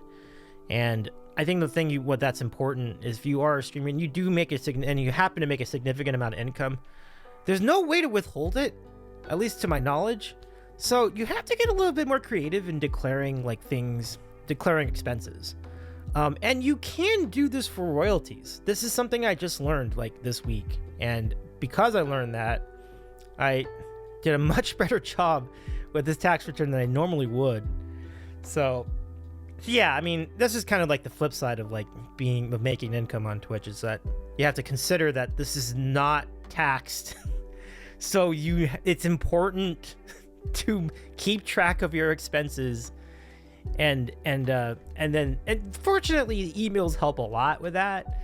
So it's good that will work to your benefit if you're an affiliate on Twitch. Anyway, music streams are very lurky too. Yes, yeah, it's a really, really interesting point. I'm really glad you made that point, Brett, because music streams are. I really pushed very hard in the music direction most of last year, and I really wanted to see where it would go. Music streams are lurky, and it's not bad. It's just interesting. It's just not what I'm personally. I want more interaction from the community, so I would rather people were chatting more. And I think what we have here is really almost perfect. Is really perfect. It's really perfect. Doing music, I love playing music. But the good thing is I have socials to demonstrate any goofy things I'm doing with music as well. So that's actually been a nice little sidebar. And I'm really glad everyone's enjoyed all the board videos and so on. So, but when I am playing music on Twitch, it is true people tend to lurk more.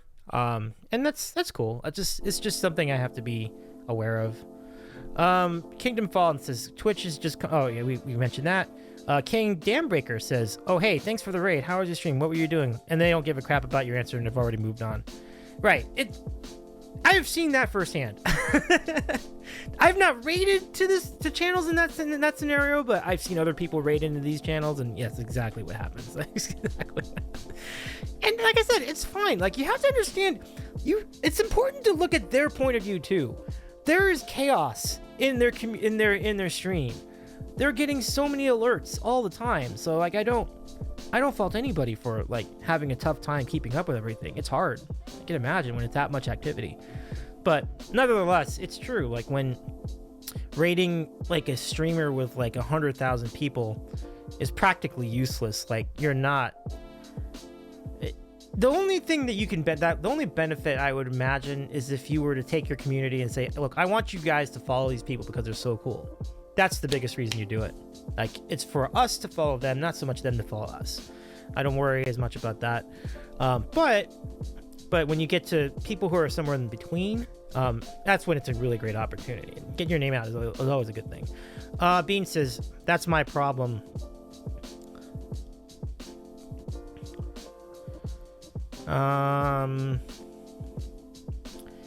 Let's see. My stream is in its infancy. I'm still learning to be natural, so it's growing pains. Oh, Bean, I love it. I dig it.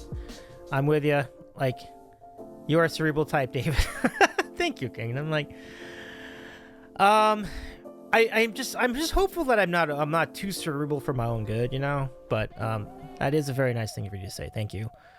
And Bean, I want to do what I can to help you out there, Bean, as far as your streaming being in its infancy. We want to get the word out about your channel. Like, you are such a cool person, and you've been great to all of us over the years, and a lot of us know who you are, and you have such a good heart, and you do play a lot of cool games, so I'm hoping that you get continued growth.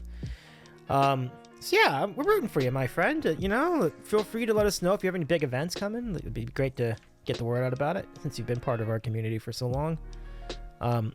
Brendan says he's done a lot of good things for Twitch. He did reply to me after he subbed in Calvin's chat. Sub before he followed. And then very handsomely got paid to make one of his mods a mod in their stream briefly. Wait, where? This is the Calvin's? Now that's a good time. Wow, T-Pain got to be a mod on Calvin Thomas's channel? That seems like a good time. Yeah. And I completely agree with Brendan's point. Like, I think T-Pain's been a big net positive for Twitch. Big net positive. It's pretty cool to see him around. And Braddington. Yeah, I had to atomize, etc., declare both, and blah, blah, blah, blah. Yeah. Yeah. I mean, I don't get too wrapped up in it. I mean, I don't think I'm ever going to make so much income that it's ever going to cost that much in the tax return, but I configured the tax return in different ways where there was a certain point where I was going to owe a lot of money.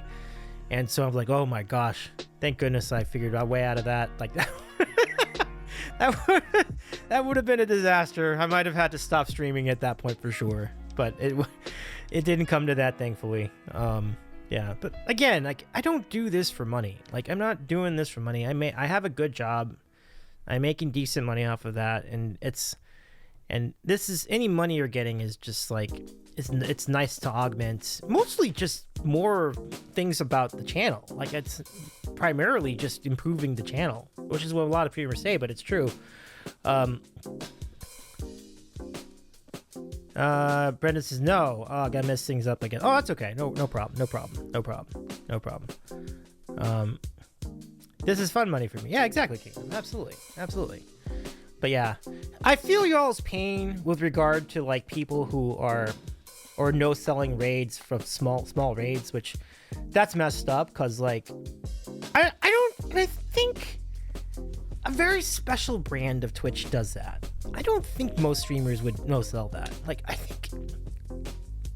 see some pretty large channels in the Twitch music category, and they will celebrate a raid of 5 as much as they'll celebrate a raid of 50 or 500. Like, it just depends on who it is. So I don't want to paint with a broad brush like that. Like, that might be one particularly shitty streamer. It sounds like it is, and Brett, you're very much in your right to unsubscribe if you're like, you know what, screw this. Like, what am I here for? I totally get it. Yeah.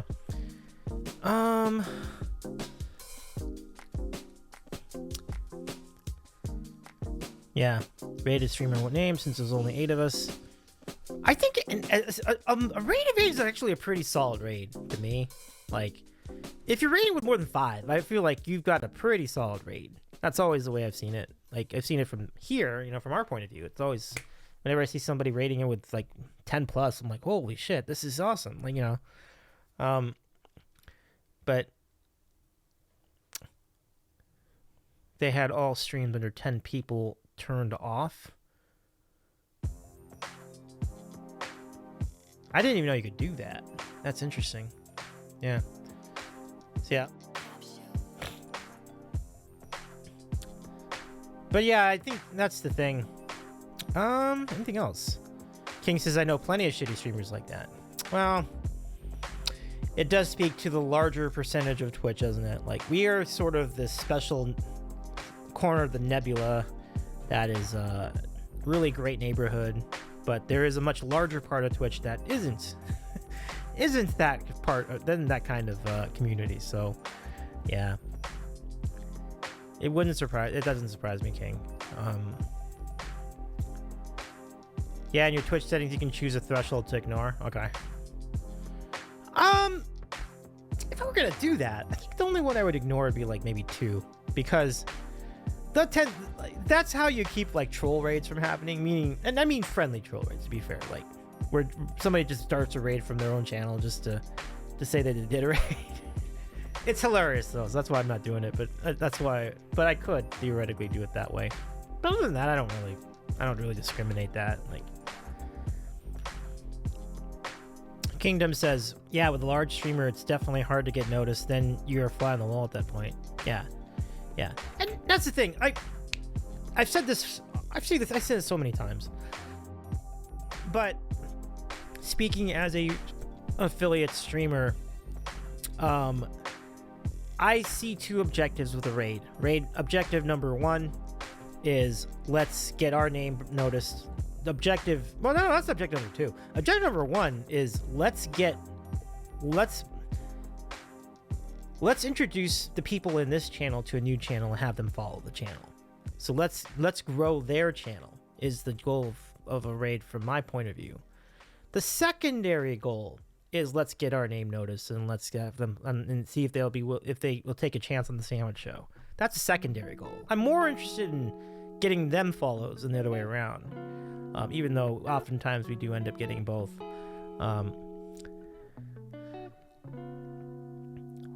Yeah. Right.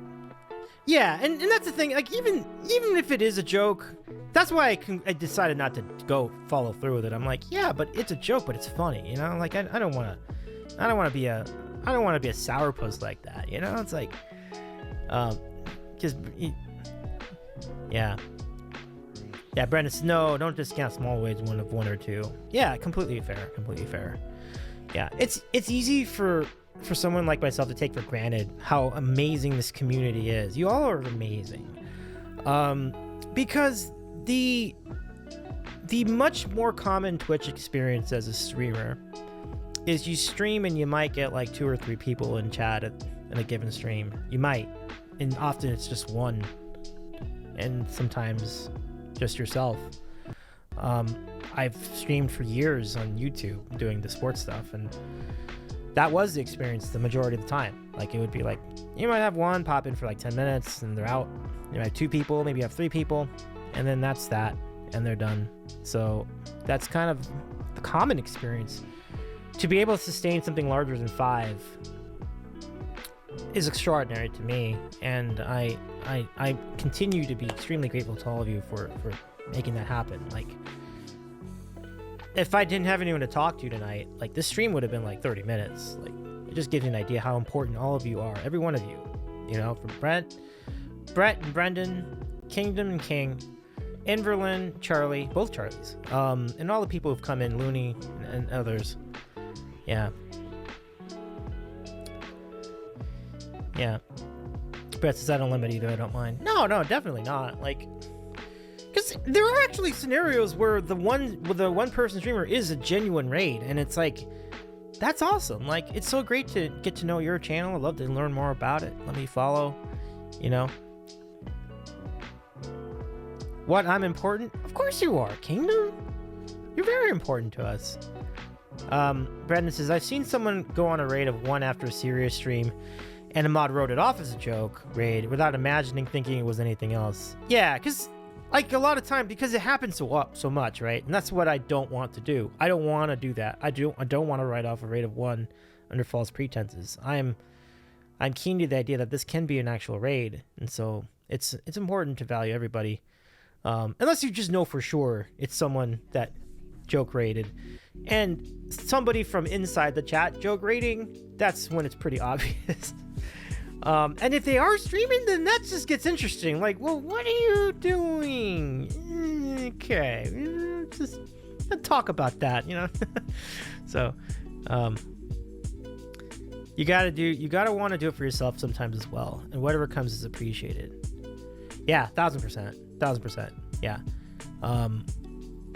That has been my single driving philosophy with all social media platforms. But specifically Instagram and TikTok. Like, when I started TikTok, it was only like a few days. Maybe it was like the day after, I think. It was like the day after that legendary Bork song stream. Hey, Brett, welcome in. Thank you for the raid. Totally real raid. Totally real raid. Let me give you a totally real raid song. Hold on. Okay. Totally real raid song. Here it is. Predict the riot. Predict the riot. I predict the riot. Thank you for the real raid, Brett. Nice to see you. I am the real Davies eating a sandwich, streaming from the Real Sandwich Studio, and I'm a real variety streamer on doing real streams on Twitch. It's nice to see you. How's it going? I do games. I do just chatting. I do music. All of them real. And I've eaten some arguably real food tonight with his McDonald's, with his new McDonald's sauce and chicken McNuggets. Definitely not a real raid. I suspect his AI bot. Totally real raid. T-shirts win. That's good merch right there, King. Let's log that in our notes. I like it. Sounds interesting. I may follow, says Brett. Well, we might follow you too. Let me give the very Breddington, the real deal frothing slosh a follow. Here's a shout out. Give our friend a follow. Yeah, there's a button. It's a real button. Click it. I promise it won't take you to some telephone scam or anything. Now rating with 1 user. Totally real raid. Sure. Bean, it's perfect. It's perfect. It's perfect. I couldn't have asked for more. That's fantastic.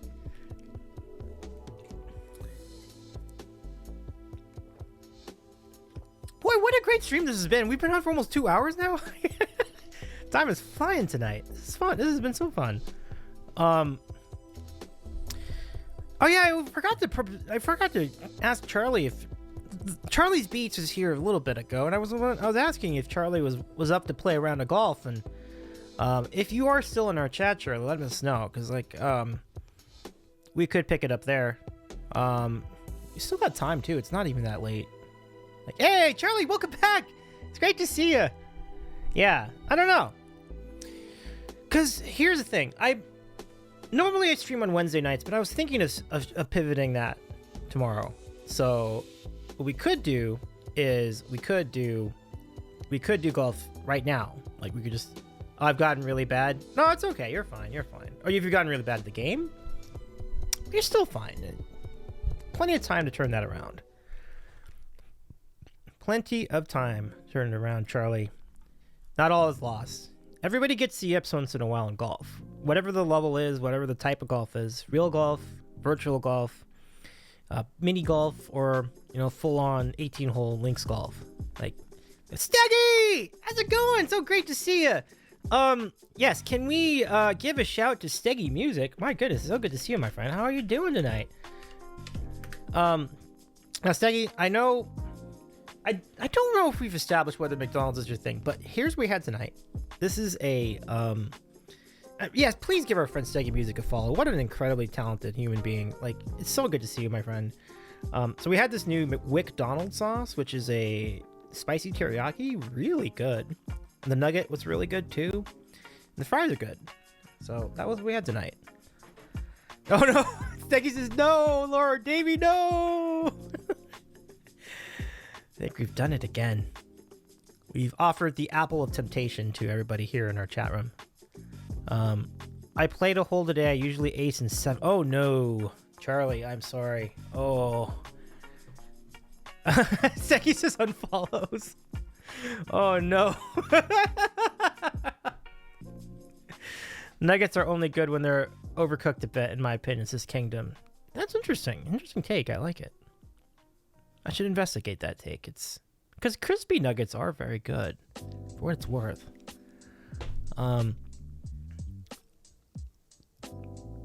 But yeah, we've had a really fun. And Jordy, welcome in too. Can we give a shout to Jordy? Of course we can. Here it is. They are indeed. Yeah, I love it. So Brett says, so in another Discord, we had a long discussion of everyone's top 3 sandwiches. Just like in general, or just like top 3? Because if you're talking about specific sandwiches, that's going to be different for everybody. Everyone's got their favorites in their town. But anyway, Brett says, and the shocking common denominator was Italian made almost everyone's list. I think that tracks though, because like wherever you live, you're gonna have a place that makes a really good Italian sandwich. You know, you call it a hoagie, you call it a hero, you call it a sub, you call it whatever you want to call it. You call it a grinder. Wherever you live, you'll call it something. But that Italian sandwich is genuinely a good call. Like I can see that because like I mean, it's definitely one of my top 5, and I think a lot of people would be in favor of it too. So it just I think it's the versatility and the flavors of that sandwich that make the Italian sub, hoagie, grinder, hero, whatever you call it, a favorite of many. Yeah. Jordy says McDonald's nuggets or Chick-fil-A. Nugget wise, I'm still saying McDonald's. Yeah, but again, you have to get them when they're on. McDonald's nuggets, chicken McNuggets can be on and they can be off. And it's a coin flip as to whether it's on or off. When they're on, no one's beating them. Maybe Wendy's might beat them. Okay, let's say Wendy's might beat them. Wendy's would beat them, I guess. But when they're on, it's them and Wendy's, and that's pretty much everybody else. Chick-fil-A nuggets are good, but I think the regular stuff's better. Nowadays, I don't really make much of an effort to go to Chick-fil-A. There's a lot of reasons behind it. I'm not going to get into that on stream tonight either, but yeah, it's just better anyway. Like Popeyes is better regardless, so it's like there's little incentive for me to keep going there. Staggy says, I'm not a fast food guy usually, but I will admit to the occasions of Arby's craving. Pump it up. Let's go, Staggy. I love that. Brett says, I do order wings well done because they're very crisp. Yes. And the interesting thing with buffalo wings, that typically buffalo wings tend to be a little softer, kind of a little lesser known fact. They're a little bit soft. They're crispy in spots, but they tend to be more. They tend to be a little softer than you think.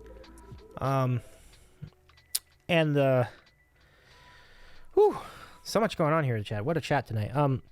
Steggy says, I'm not a fast food guy usually, but I will admit, no, we mentioned that. Nuggets equals Wendy's. Yeah, Wendy's is definitely top tier. Yeah. Kingdom says, did you know you can buy my crispy all by itself if you're going on low carb diet? You can buy a McCrispy? Interesting. I've had this McCrispy. It's kind of like, what if you made a sandwich out of a giant chicken McNugget? And it's like, this works. It does. It really does. It's pretty good. Mine were a real Philly cheesesteak Reuben and Italian hoagie. Well, my Reuben is a big one for me. So obviously I've said many times that Reuben is my favorite. Really, it's Rachel, but I would probably interchange Reuben and Rachel. That's for me acceptable because they're too similar to not interchange. Like the only difference is the meat. Like you're gonna do pastrami with one of them and you're gonna do corned beef with the other one. They're both great. So it's like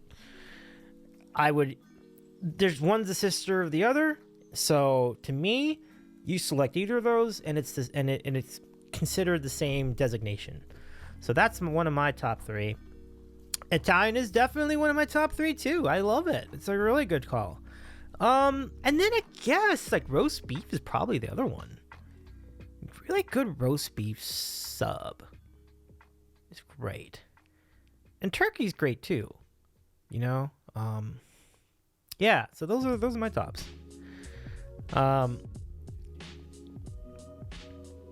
Yep. Let's see, Charlie. Yeah, all good stuff. So, Steggy, do you have a favorite? Is there a favorite? Do you have a favorite item at Arby's? If so, what is it? Is it the beef and cheddar? Is it the regular Arby's? Is it the smokehouse brisket? Is my favorite from Arby's. It's really good. Is it the turkey? The turkey's not half bad. It's really good. They have gyros. Those are good. You know. A top 3 is so tough when many great sandwiches exist. Yeah. Steggy says classic beef and cheddar with curly fries. Ooh, that is good. You know, and then so for me, I like to put in the Arby's sauce, that the brown sauce. And I mean, you can put it all over both of those things, and it's just a pluser. It just makes everything even better. Yeah, that's awesome. Yeah, good. That's a good choice, Steggy. No, there's no wrong answer to that question, but I will admit that's a really, really good choice.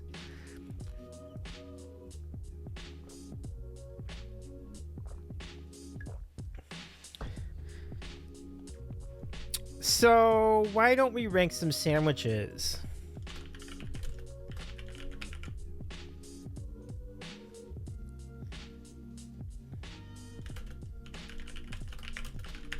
All right, let's do it. Inverlin says my top sandwich is chicken bacon ranch with spicy ranch or spicy ranch. That sounds good. Not too shabby. Not too shabby. I'm all about it. Okay, so I would like to introduce you now to Brett says follow-up question. What does everyone top their Italian with? I'm an oil, vinegar, and oregano guy. I love all that. I mean, Mike's Way is my answer. Whatever Mike's Way is, I love Mike's Way. So that's like that, and then like you double it up. Like that's kind of like where I would go. But I'm not, you know, some people are like, I have a lot of East Coast friends, and they're so down on like, they think it's an outrage when you put like mayonnaise or mustard in the sandwich, in an Italian sandwich. I'm like, what's wrong with that?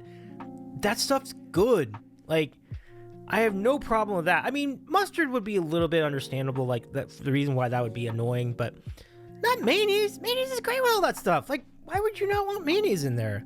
I'm not saying I would do it every time, but I would definitely do it. Like, it's good. Yeah. No, talk to my friends in New York. Like, they're all the New York people are like, oh, you can't have mustard on an Italian sandwich. Oh my God. You just like, yes, you can. I think it's fine. James says mayo is gross. Well, I mean, it's not for everybody. But I do like mayonnaise in the sandwich too. Brett says, I'm only anti-ketchup, but I'm bored for any of the others. Yeah, for sure. And we've established the ketchup thing. Ketchup is interesting because it's like, it really doesn't go with a lot of things at all. Like, and I've very limited use for ketchup, which is why like the bottle in my fridge has been in there for a really long time, because it's generally there for fries and hash browns. That's about all. That's I haven't really yeah. Brent's Team Mustard. Yeah, there we go. Team Mustard. Let's do it. And Villain says, I like spicy anything mayo or ranch. There you go. Yeah.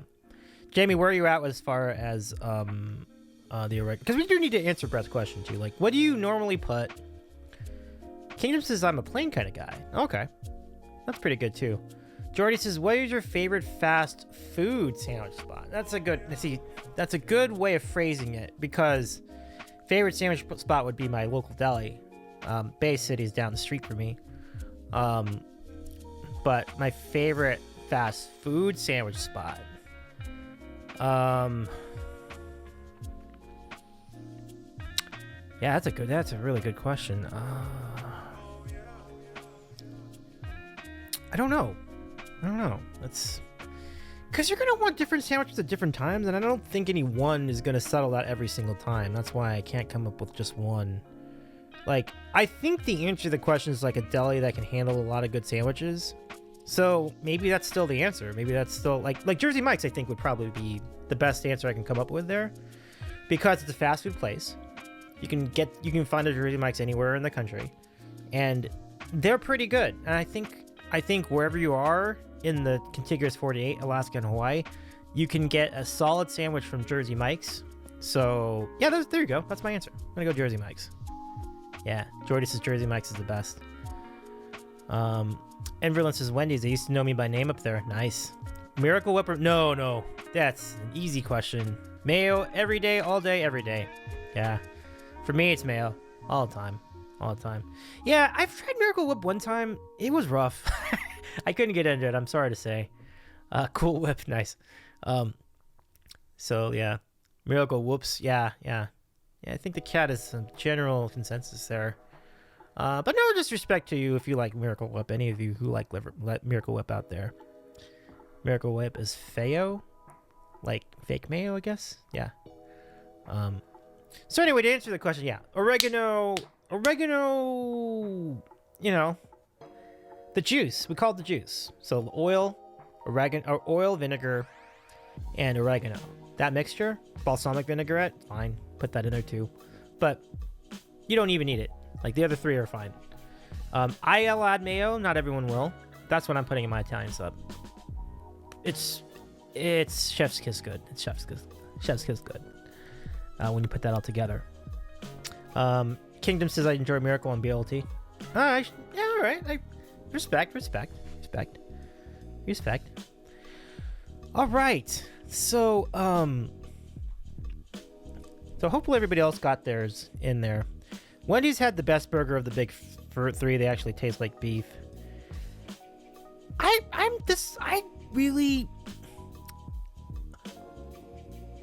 still agree with that, and it still holds up. But it tasted fresher and realer before they did their new age formula. It wasn't as good of a crust necessarily. It was sloppier, and the fries were not as fresh. But Wendy's in the 90s and the 2000s were kind of just my jam for a long time. It was so satisfying, like just getting a single. So I don't know why they're so perfect looking now. They must have done something to it to make them look more rigid and perfect forming. Yeah.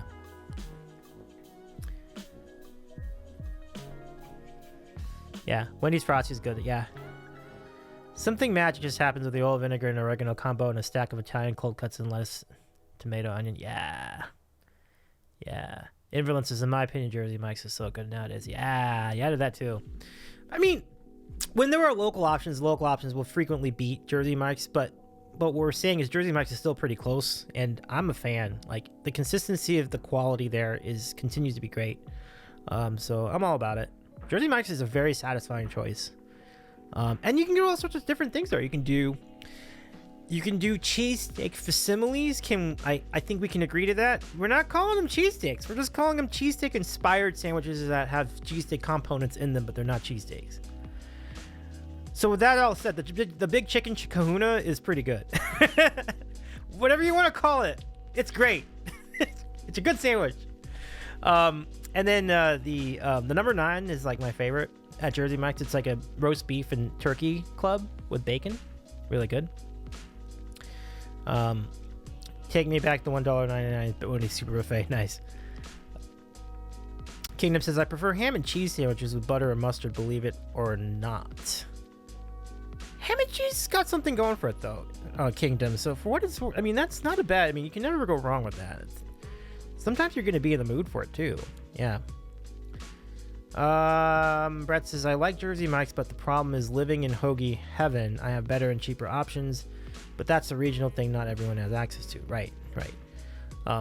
Brett, are you privy to Primo hoagies? Because I don't know what parts of New Jersey have Primo hoagies, but all my friends love Primo hoagies to death. Like, they love Primo hoagies, and I that's one of my life goals. I'm not joking. Like, I want to go to a Primo hoagies. Like, yeah. Let's see.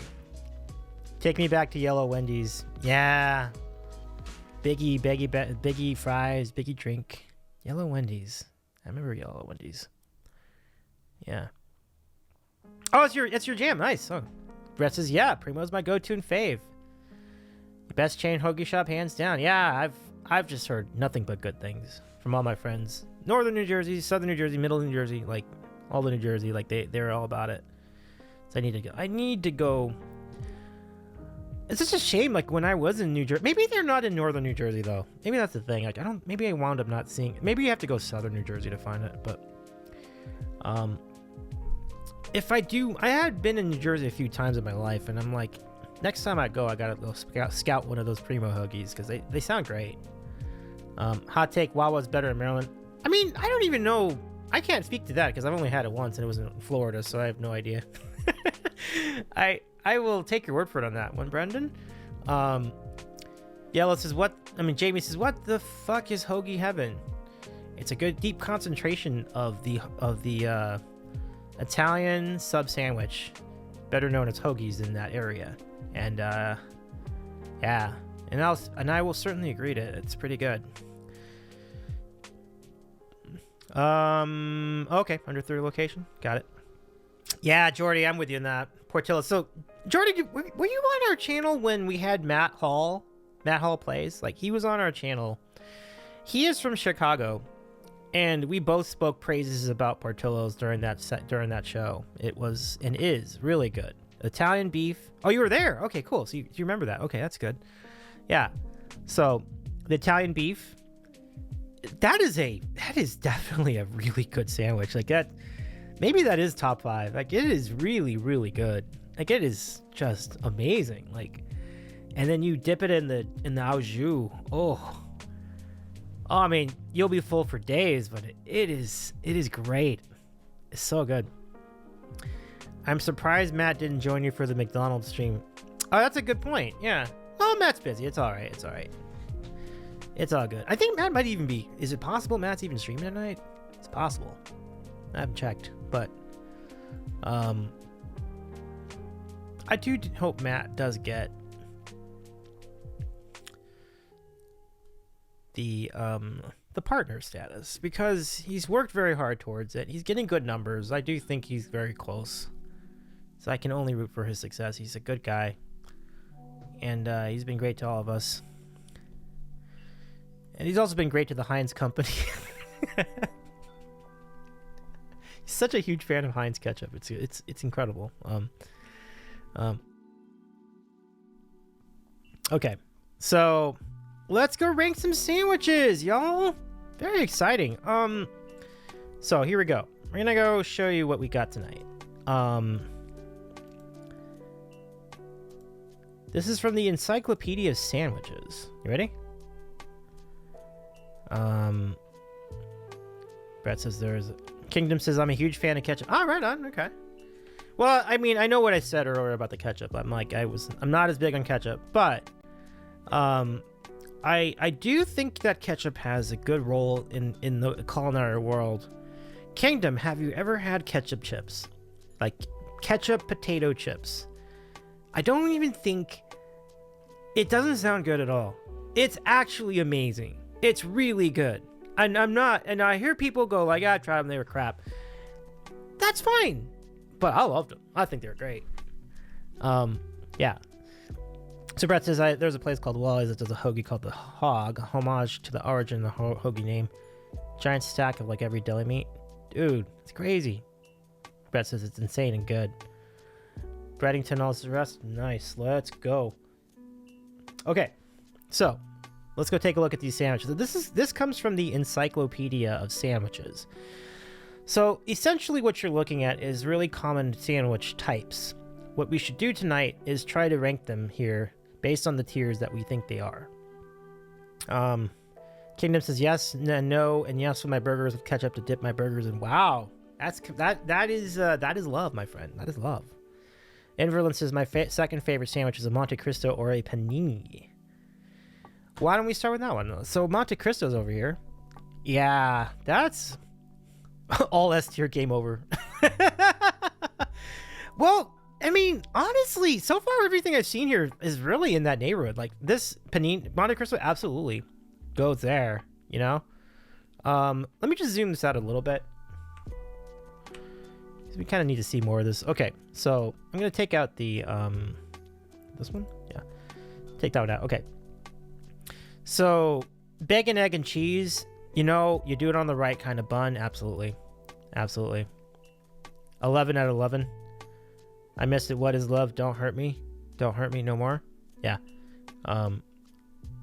Italian sub. We've already established this is S tier. I'm not even gonna waste time with that. Is there a bad sandwich here? Like, all these are good. Like, the only ones I wouldn't say would be the ones I haven't tried yet. Like, croque monsieur. I've never had it. I have no idea.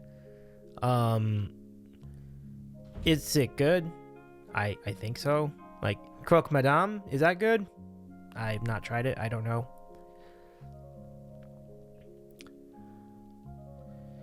Sausage McGriddle is the superior McGriddle. Sausage, most things at McDonald's are the superior choice. Yeah, I like the sausage items there. Croque monsieur, however you spell it, it does look very good. Yeah. I'm gonna put it in A then. And I'm gonna bake croque madame again. I don't know. I'll say A, but I don't really know. King Dambreaker, where are you at? King, roll call King Dambreaker. Do we have King Dambreaker in our chat? King Dambreaker, please report to the office. We must assess this particular sandwich on this list, King. Kingdom says muffin and sausage and egg is beyond delicious, or the BK croissant equivalent is just as great. Yeah, McMuffins are really, really good. Yeah. It's just like it's so simple and yet it's just like brilliant in a lot of ways. So yes, King, please come on down. I've got something for you, my friend. Jordy says the fun fact: the first known use of the word sandwich was found in November 24, 1762. It was in Sandwich, Kent, England, and it was by the the Earl of Sandwich. Yeah. I remember that story well. More like McNuffin. Brendan says, I just wanted to make that joke. That's fine. I don't know what Hamboni Brever. Again, I don't know. So I'll put it at B. I have no idea. Okay, I think we finally have something that's not A or B. Liverwurst? Can we put it at C? What do you say? What do you say, everybody? It might be good. I mean, I'll put it at C. Cucumber tea? No. I'm gonna put that at D. Who would go out of their way to eat cucumbers in a sandwich? Like, let's not. C is fair. Okay, cool. Yeah. That hamon and butter on a baguette. It's good. Okay, I did see that here somewhere. Yeah, hamon on. I mean, it's kind of a ham and cheese, isn't it? Is it bocadillo? I think that's what this is. I mean, I would say it's a B. That's pretty solid. I mean, I'll put it there. Yeah. Why not C tier? Yeah, no, the liverwurst is fair at C. That's kind of, I think that's what Brendan was saying. The cucumber is definitely a D. We don't have an F cat tier this time, but I don't think we'll be using it. Man, we have got to hook up with Sandwiches of History in the Sandwich Show. Well, I'd love to, but our friend Barry is a very busy individual. Like, he is huge. He's way huger than us. And, I mean, it doesn't hurt to ask. We'll see. He seems like a very affable guy, though, so I'll reach out at some point. Egg salad is a great cheese sandwich. Yes. Egg salad is great. I love egg salad. Let's just go in order. But yeah, if anybody spots King Dambreaker, have him. I'd love to hear from our friend, because we know the grilled cheese sandwich is one of his personal favorites, and I'm with him. Let's put him S tier.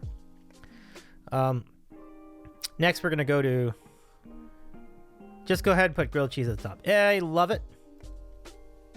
Copy that, boss. I got you.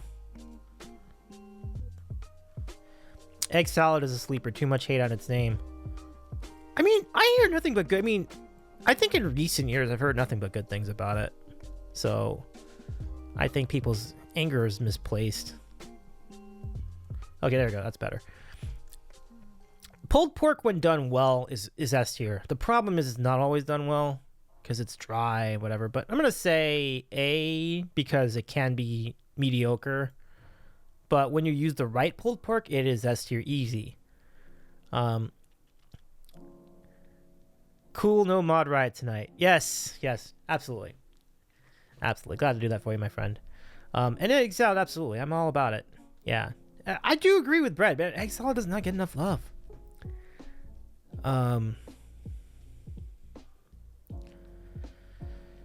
Okay. Banh mi. I mean, when you consider the quality of the bread in most banh mi's, you gotta put it S tier. It's amazing. It's amazing. It's so good. BLT. It's a classic. I mean, as simple as it is, it can do so much for you. So there you go. Thanksgiving. I think when the mood strikes for it, it's really good. So I'm gonna put A right here. But I've had the Bobby, and the Bobby's an S tier for me. But I don't know if it would be S tier year round. It would be S tier in Thanksgiving time. The rest of the year, I can't say. So I think A is reasonable here.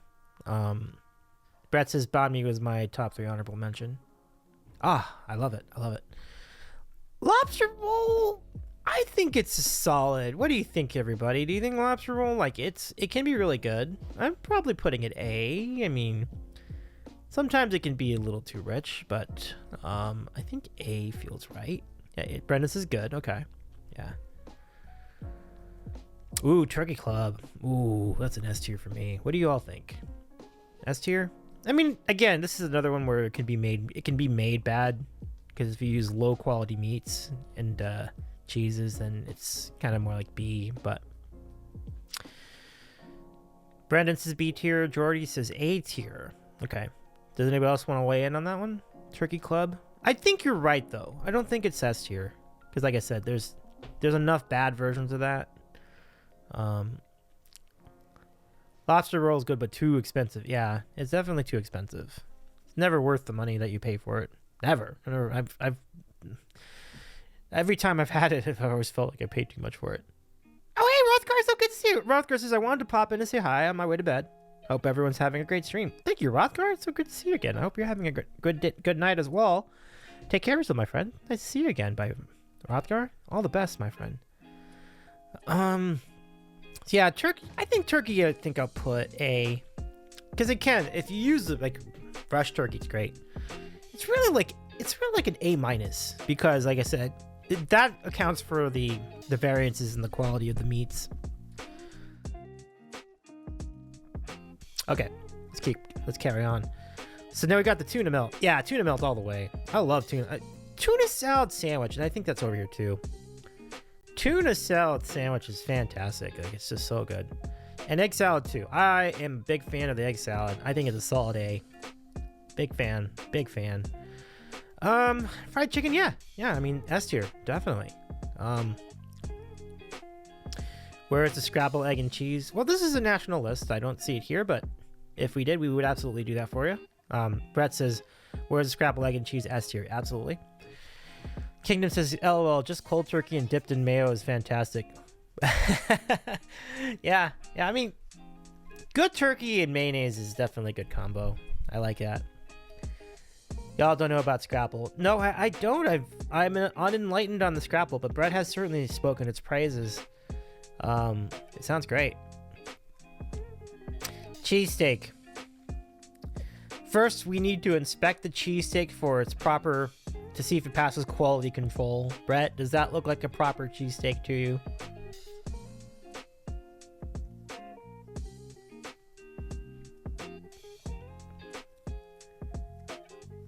Jordy says beer tier. Oh my gosh, that's wild. Smells like a wet dog when you cook it, but it tastes divine. Yeah, there might be a fight happening in the chat right now. Jordy says B tier. Oh my gosh.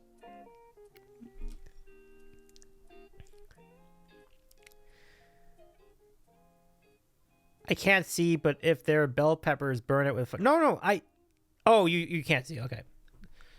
Well, it has onions. Are you okay with the onions? There are no bell peppers, but there are onions, and they look like they're grilled.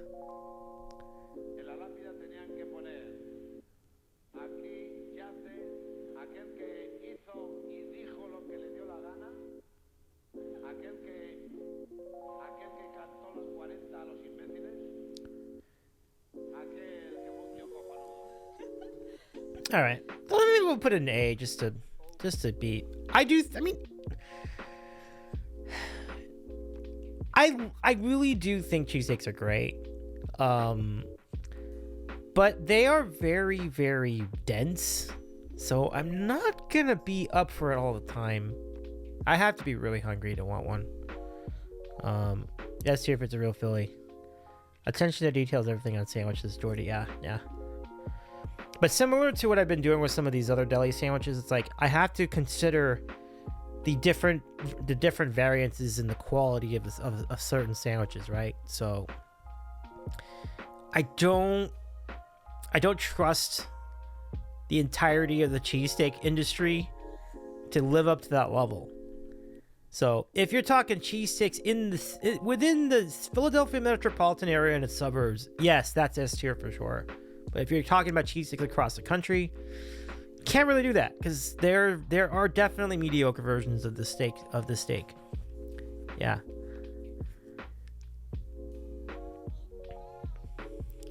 Do you have any cheesesteak hot takes, Brett? And what can horny Brett do to cheesesteak? Oh man, Brendan. Brett is the embodiment of a cheesesteak taker. But at any rate, he is very much true to the original formula. Let's keep going. So we have Cubano. Oh, Cuban. Yes, all the way. It's tough to screw that up. It's so good. So meatball, another case of like, this could be made bad. But when you have really good meatballs and really good bread, it's great. But when you have Subway, ugh, no. And there's a lot in between, too, because a lot of people do cheap versions of this, and they tend to be very underwhelming. So I'm going to put it at B. Only because of that possibility. If you consider the best version of meatball sub, best version of meatball sub's an S all the time. But, yeah. Reuben, even the bad ones are good. I think Reuben's amazing. There's a reason I named my automaton Reuben. Like, he's so good. I mean, they're so good. You didn't hear that. Gyro. Oh my goodness, S tier, easy. Brendan says you sold me against getting a Cuban at Davies Rebar.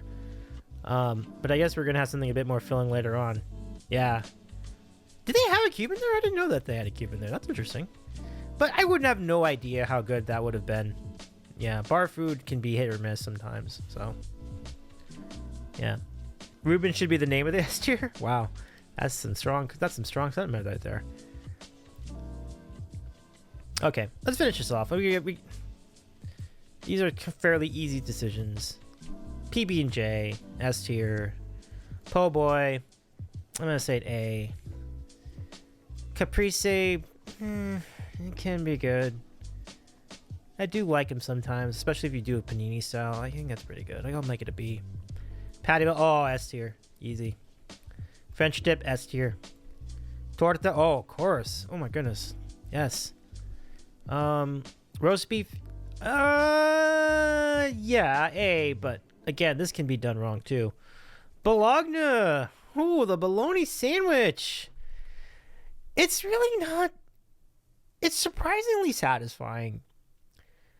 It really should be a C, but in my heart it's a B. But I'm gonna put it in C anyway because I feel like that's the appropriate ranking. Poor boy's lawyer because you don't like oysters? More for me, Brett. I love oysters. That's all right. I'll take what you don't want. Okay, tonkatsu. I thought this was a ramen. It's fried pork chop, mayo, and some kind of sauce. Oh, tonkatsu sauce. Okay. I've never had it, so I don't have an opinion.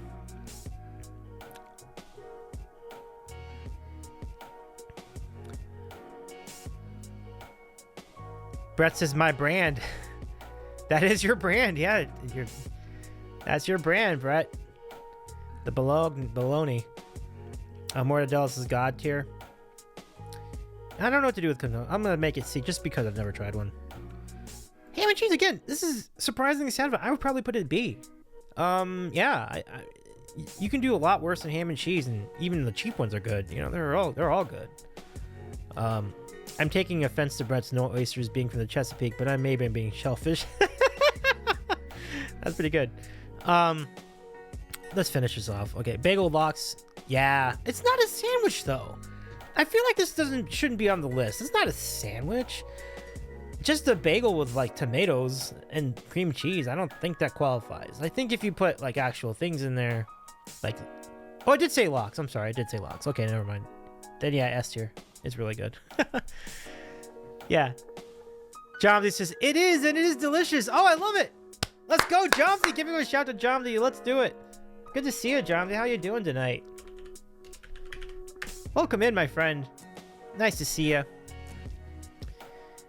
Yeah, but bad lox are bad. That's fair. Fortunately, I haven't run into anything that bad, but it can be bad. I think, I mean, within the context of sandwiches, I should say, but.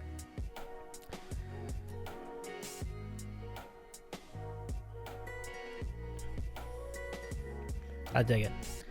But yeah, give her friend Jomsy a follow. What a talented fellow. It's nice to see you again, Jomsy. Jomsy says, hey, I'm doing all right. Got a night of rest before a heavy filming and editing day tomorrow. Ah, right on. Right on. Well, it's really good to see you, my friend. And I do hope your filming sesh goes well. Let's finish this off. We got these remaining. Italian beef. Okay, so Jordy and I were talking about this earlier. Italian beef sandwich is just tops. It's so good. It's S tier for sure. Really, really, really good. And spicy too. Like if you're a fan of heat in your food, Italian beef with the hot peppers, it's as good as it gets, guys. Like it's as good as it gets, everybody.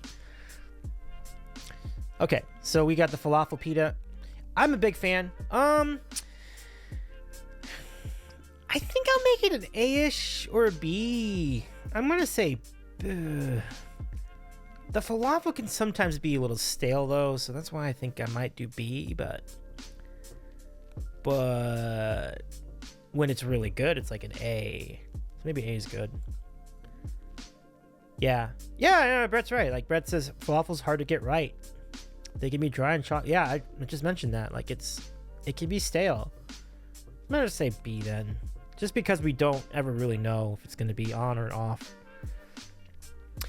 Chicken salad. This is a pretty solid sandwich. I think if you put it like a C or a B, right? Like I think you're probably looking at a good C, but it's a very high C. It's like a C plus. Like I'm never disappointed with chicken salad. I like tuna salad more, but I think chicken salad is still pretty good.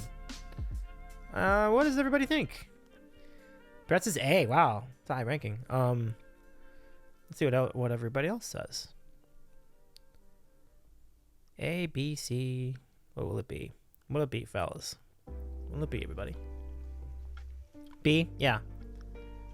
John just says C. I was kind of leaning C too, but I think B is good then, because then it's kind of right around the Venn diagram of what we all think. Costco rotisserie chicken made into chicken salad. It's great. Now that I would buy. I would buy into that for sure. The Costco chicken is tops. It's very much S tier. Really good. Yeah. I think the chicken salad needs less mayonnaise. Like a lot of them have way too much mayonnaise in them. Like the extra mayonnaise is good for tuna. It's not so good for chicken. Like they need to dial down the mayonnaise in all these chicken salad sandwiches. I think that's what holds it back for me. Yeah. John, this is also the cucumber tea sandwich is A tier, and I do not care what anyone else thinks, nor will I argue my point. Well, that's interesting. Well, maybe I should give it more of a chance then. Oh gosh. I've had it a couple times. It didn't move me, but listen. I really respect your comment entirely. I think we can move this up. We can move this up. You have discredited yourself as statement, good sir. Oh. Maybe it's better in Canada. That's the thing, right? Maybe we're only having the U.S. version. We're not getting the full experience. So we should consider that point. If they're made well, they're made well. If not, they can be terrible. Maybe that's what happened. I just got one of the terrible ones. Yeah. What about lettuce wrap sandwiches? Oh my god, Jordy. That's a whole other conversation. I like, for the record, I love lettuce wraps, especially if you've got like a ginger, yeah, like a sort of a ginger sauce with them. It's really good. Jomsy says, to be fair, I have loved them for the aesthetic of it all. Well, they are very light. I think there's something to be said about that, because a lot of these sandwiches can be really, really, really tough on the gut. Jomsy says, you're making this as that choice was made before I got here. Yeah, all right. But I do really respect. I was kind of looking forward to somebody stumping for cucumber tea, and I'm glad you did. Rice Tails, what's going on? It's great to see you. How's it going? Welcome in, my friend. How you doing, Rice Tails? Rice Tails says, I would rank the cucumber above liverwurst. Okay, that's fair. Liverwurst is... You would have to have nothing else going on in their kitchen to get into liverwurst. You know, like, it's okay. It's good. It's okay. I think what we'll do, we'll swap. Okay, so we'll swap these. We're going to put the cucumber tea up here. I'm going to put the liverwurst down there. And I do think that you give me, like... You give me the choice 10 times, I'll pick the cucumber tea. Probably saw like 7 out of 10 times. At least I know what I'm getting. You know, liverwurst is like, I'm not always going to have the feel for it. Cucumber tea, I can eat it, you know? I can definitely eat it. Even if it doesn't taste like much. I still take it, because it's like, it's good. It's good nutrients, you know? So that alone, I think, is pretty much worthwhile.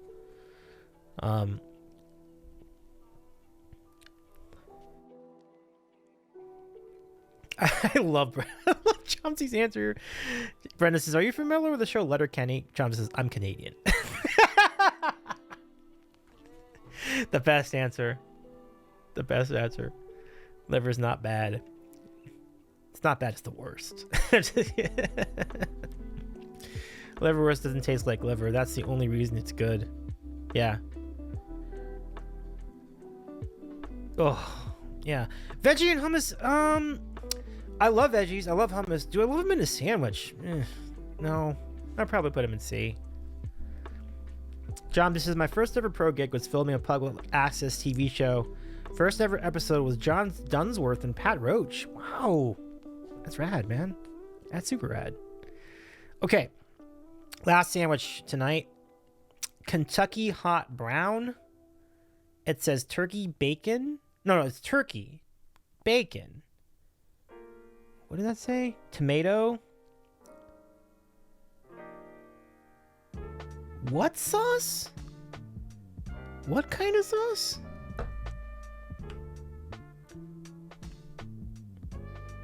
Momani sauce? I'm not familiar with this Morani sauce.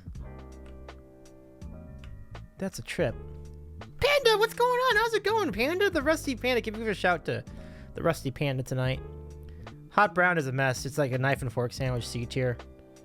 Yeah, and thank you for the shout. Yeah. Give our friend the Rusty Panda a follow. Panda is also a talk show streamer as I am. And John says, you know what? Subbing some sausage on that thing, I'd eat that on purpose. Kentucky Hot Brown, I mean, I don't know anything about it, but it's like, it seems like I'd have to be in the mood for it to like it. So I'm going to put it in C, just conservatively. I don't know. What a strange call.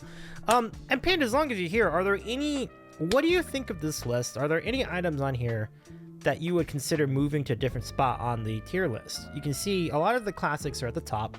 Grilled cheese, PB&J, patty melt, French dip, the torta.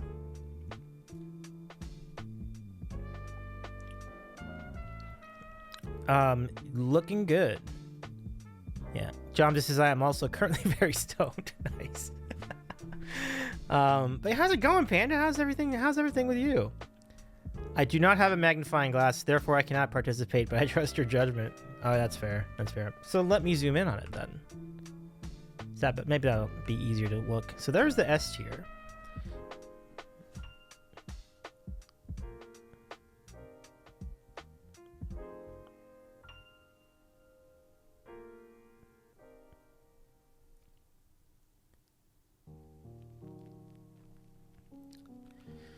I feel the cheesesteak is being disrespected, but for what you people call cheesesteaks outside of my region, I understand. Well, I'm gonna think about that, because I do think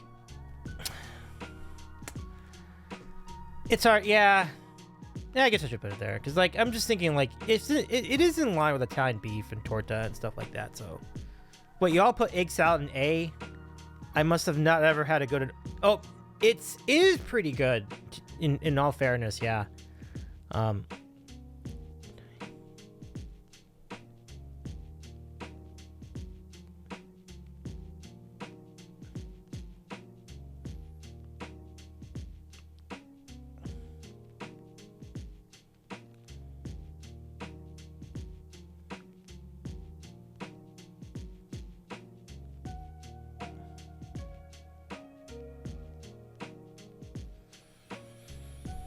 Good egg salad slaps so fucking hard. Yeah, egg salad can be really, really good.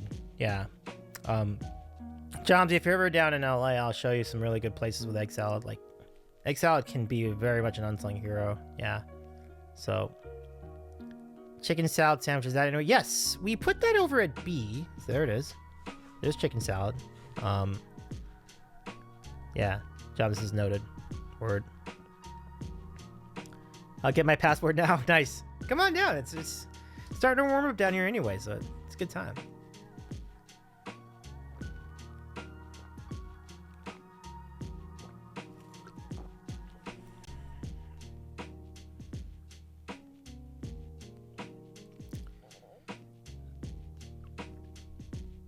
Yeah, I do like chicken salad. I think the only thing I was saying about it earlier was that the mayonnaise, there's just too much mayonnaise in it a lot of the time. Like, if they would dial down the mayonnaise, I think it would be even better.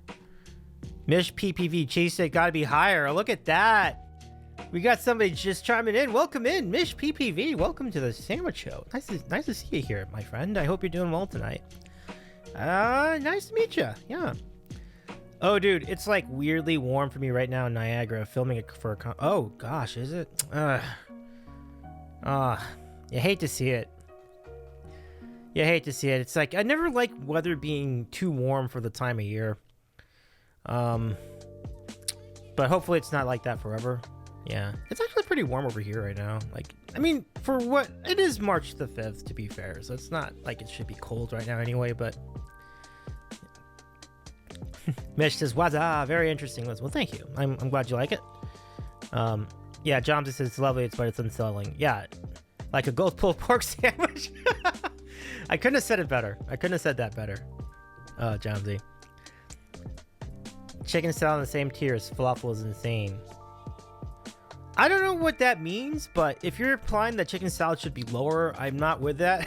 I think chicken salad can be pretty good.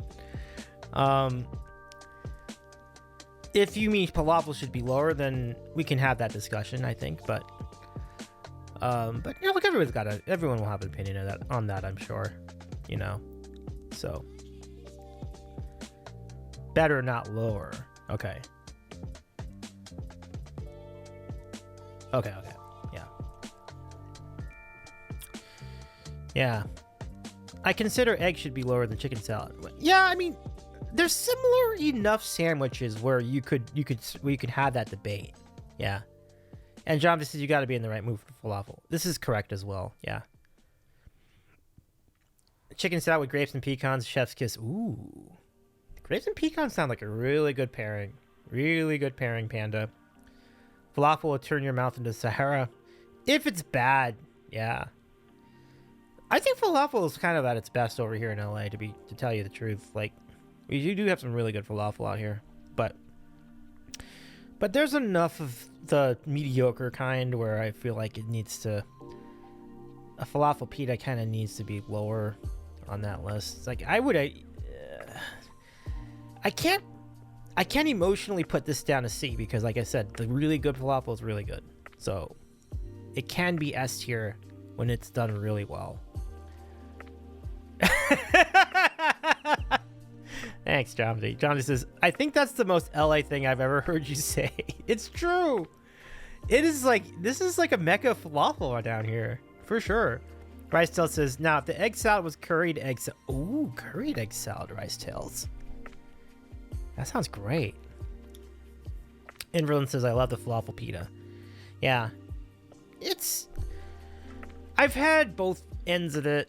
I've had like Taj Mahal falafel pita. I've also had like Walmart falafel pita in proverbial terms. There's a very wide range of how good that can be. So I understand everyone's opinion here. Yeah, curried egg salad sounds fantastic.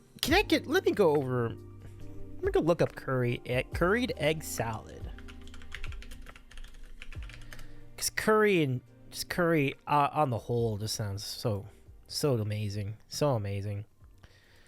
Let me see if I can get a photo of this. It's hard to even tell that it is curried with the photo. Because curry is naturally yellow, so you can't even tell if there's curry in it or not. But I think if you look very carefully at the texture, there is curry in there. You see these little specks. This is the curry. This looks great. I get the Arby's Euros. Yeah, Arby's Euros are surprisingly good. You wouldn't think that, but they're actually pretty good. Panda says Arby's chicken salad sandwich is actually very good, and I do not like Arby's. Well, that's a high mark for that sandwich then. Yeah, I would like Brett. Brett gatekeeping the Arby's. She's allowed her opinion, Brett. She's fine.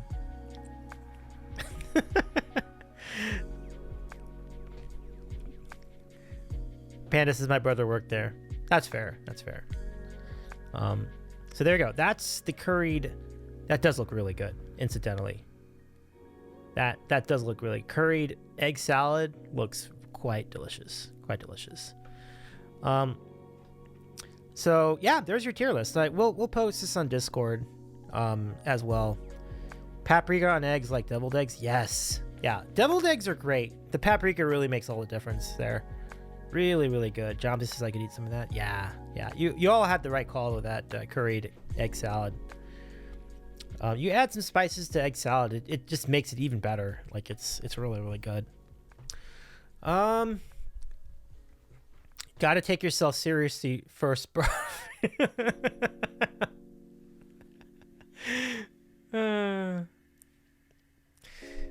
Oh man, that's fun. Okay, so any requests tonight? Anybody want to hear a song or anything else? I'm pretty much good to go. This has been quite an extraordinary time. Thank you so much for hanging out, everybody. I don't know if I'm going to be on doing golf tomorrow. If I don't, then we'll do golf on... Well, I'm going to be at CDub's channel for golf on Friday. That I know. But, yeah, deviled eggs are great. I'm with you there, Jomsy. Deviled eggs are so good. A sandwich song to end the stream. Ah, okay. Let's see. We got some ideas. My request, Davey Hot Tub stream. Not on the menu, unfortunately, but I appreciate your thought. Let's see. Sandwich song. Is there a song about sandwiches I can go to? I kind of want to stay out of the ones I normally do, like the We Built the Sandwich song. I probably try something a little different tonight. Let me see if I can think of anything. Yeah. What are some of the most famous songs about sandwiches? There's like the sandwich about Cheeseburger in Paradise, right? So that's one. That's a burger, but I still count it. Let me see. Sandwich songs.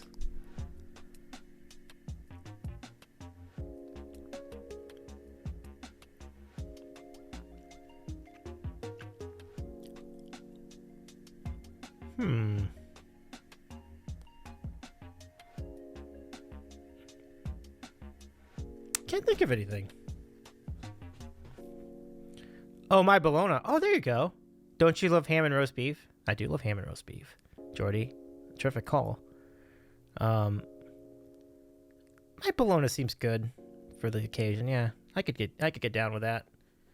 There's a song that there's a song I know Nick Black's a big fan of it, called tuna salad sandwich, but I don't know the song well enough to do the whole thing. So let's do My Bologna. Yeah, My Bologna sounds good. So start up, and then we'll rate out everybody. I do a 16-hour pulled pork shoulder sandwich. Yes, sounds good, Inverlin. John, this is cold take. I only like a ham sandwich on a road trip. Oh, that's interesting. That's interesting. Well, ham sandwiches on the road, like when you're driving, there's something special about that. So I respect that. I respect that, John D. Pretty cool. Okay, I'm gonna save this as. Hold on, I'm just gonna save this up before we go. Let's see, sandwiches tier list. Okay.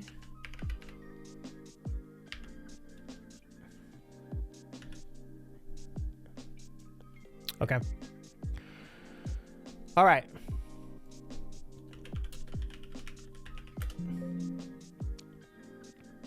Okay, folks. A brisket sandwich sounds great right now. Oh, brisket sandwich is great.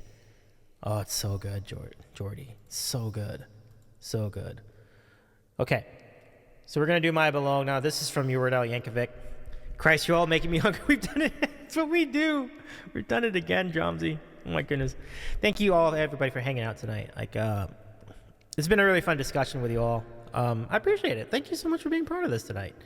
We'll have interviews next week. We'll look around and see who's good for interviews in the next few weeks. And we've had some really good people on, and we will have more really good people on in the month to come. So let's close this out with My Bologna and have some fun. Let's do it. Here we go.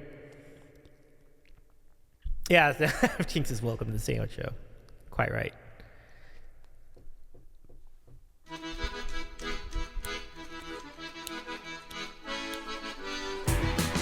Let's go. Oh, my little hungry one. Hungry one. Open up a package of My Bologna. Oh, I think the toast is done. The toast is done. Top it up a little of My Bologna. Never gonna stop. Eat it up. Such a tasty like I always eat too much. Then throw up. I'll be back for my. Whoa! Thank you, welcome Raiders. Spreading on the mustard now. Show me how. Spread it up a little of this bologna. Oh, we don't run it out. Don't run out.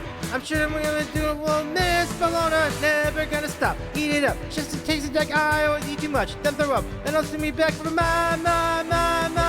Woo! My bologna. My bologna. Hey! Welcome in Smack Talk 94. Thank you for the raid.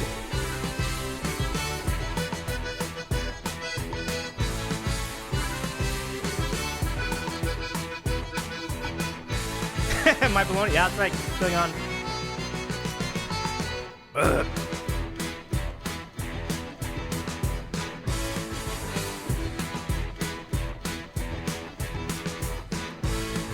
Go into the market now. Market now. I'm in the city's biggest bologna buyer. Walking down the shopping aisles. Fill them up my basket with Oscar Mayer. Never gonna stop. Eat it up. Such a tasty like I always eat too much. Then throw up. But I'll see me back from my. Woo! My bologna. My bologna.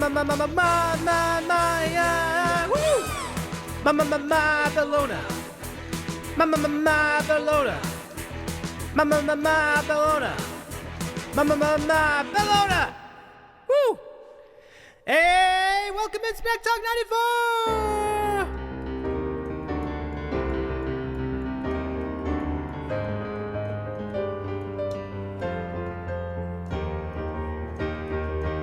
I predict a riot.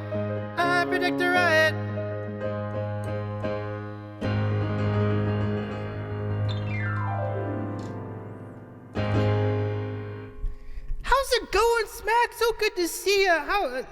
Some of the friends are together again. It's great to see you all here. Oh my goodness. Welcome in. Thank you for the raid. Folks, give our friend Smack Talk 94 a follow. Just recently started streaming, and I heard tonight you played Among Us. How did that go? Who won? Who lost? Who had fun? I hope it was a great time. Pinball, thank you for your 30-month resub, by the way. So good to see you again, my friend. Oh my goodness, welcome in everybody. Nice to see you all here. And Klingon, thank you for the follow, by the way. Appreciate that. Nice to see you here. Whew, most of the imposters won, as you do. I love it. It was welcome chaos. I love that, as you do with Among Us. Absolutely. Oh, that's great. It was hilarious. Says Cosmic Gems. I love it. Jason, it's great to see you here tonight as well. And Ara, it's good to see you too. Can we give a shout out to Ara as well? Thank you for the shout to Pinball and to Smack Talk 94. Nice to see you all here tonight. Rox is here too. Good to see you. Our friend Vibings has joined in on the raid as well as Cosmic Jammies. Glad to have you all here. So I got a treat for you guys. For all of you tonight, I have this leftover nugget. So this is a new sauce that McDonald's introduced. This is called the WcDonalds sauce, and it's like a special, like, spicy teriyaki McNugget sauce, but they're called McNuggets. It's pretty nuts. Brett says it's bedtime for Bonzo. If you get that reference, you're old. I actually do. I'm Bonzo in this scenario. Okay, right on. Brett, have a great rest of your night. Can we give a shout to Breddington? It's good to see you again, my friend. Yeah. So let's dip this in. I'll give you a taste of what this is like. Oh my gosh, we got a Jason, thank you for your 143. But oh my goodness, we've got a hype train. Let me just taste it real quick. So your sauce is really good. Thank you so much for the great hype train, everybody. Holy cow, I appreciate you. Let's bring in the hype train.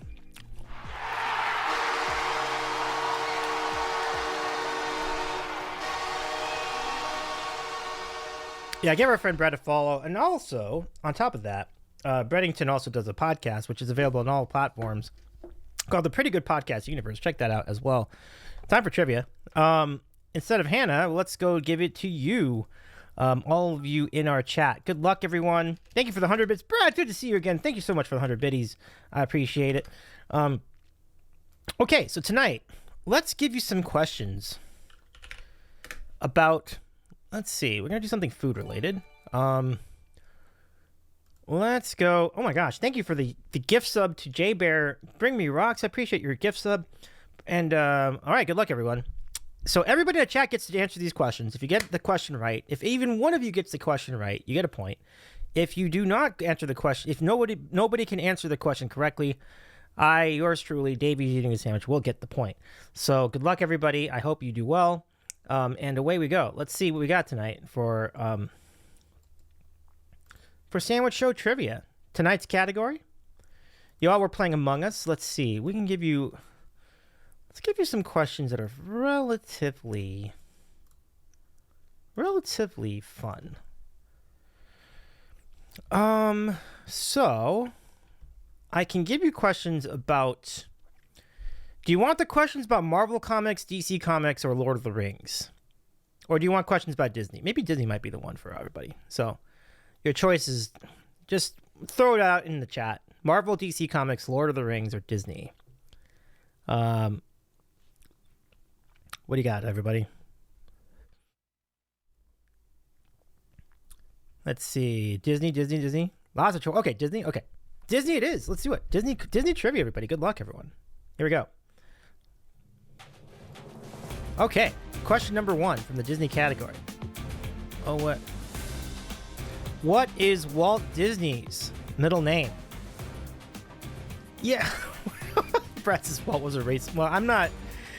We'll not get into that tonight, but Pinball says Jay. Jay Bear says Hubert. Brad says his head is frozen, which is probably true. Klingon says Ed. No. Can we give a shout out to Klingon, by the way? But B-Time Klingon 969. There, John gets it right. It's Elias. That is correct. Walter Elias Disney, who may or may not have been racist. All right, next question. What has been Walt Disney's signature cartoon character?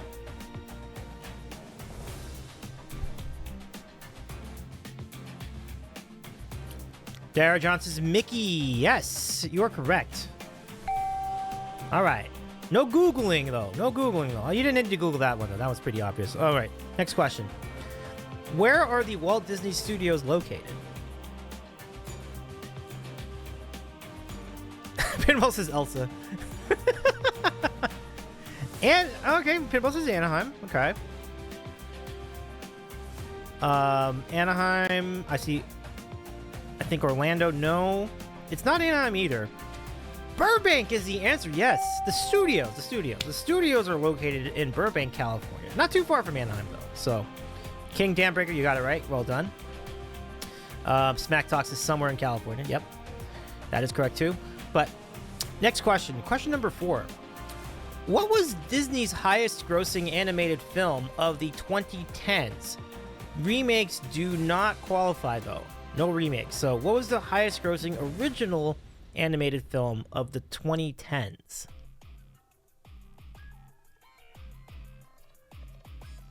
Okay, we got Frozen, Lion King, Toy Story 3, Mulan. So Mulan and Lion King won't qualify here because those are remakes, but... Okay. Don't have an answer yet. We do have someone who's close. When I say close, I mean it might be a movie that was related to that movie, but not that movie. Iron Man, no. That would be a Marvel film, so... Let's see. Does anyone have it? This might be a tough... Brad, thank you so much for the gift sub, too. Thank you for the much... Tripwire. Thank you so much for the gift sub to Tripwire 1001. Inside Out, Moana, no. No, it's okay, Brad. You're good. It's no worries there. Is it Up? No, it is not Up. Up was also the earlier decade. It was in the 2000s. AKA sequel. Yes, sequels are in play. Sequels are fine. Remakes are not. So a little bit of a hint there.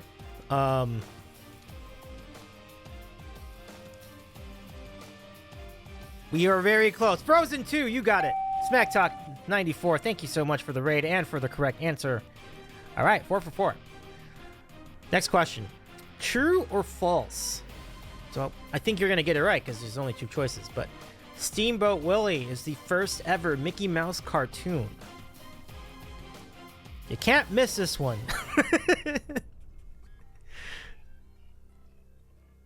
Pinball says false. Pinball is correct. It is false. Steamboat Willie is the first ever Mickey Mouse cartoon with synchronized sound. Next question. What unique form... Oh, let me put this over here. What unique form of transportation is found at both Disneyland and Disney World? This just in the McW sauce. Officially blank. Pretty good. Pretty good, Stream Scribe. Thank you so much for joining us. Give me a shout out to Carlo, the Stream Scribe. Oh, yes, and the answer is Monorail. You got it. Brad gets it. J-Bear, Smack Talk, they all got it right. Great job, everybody.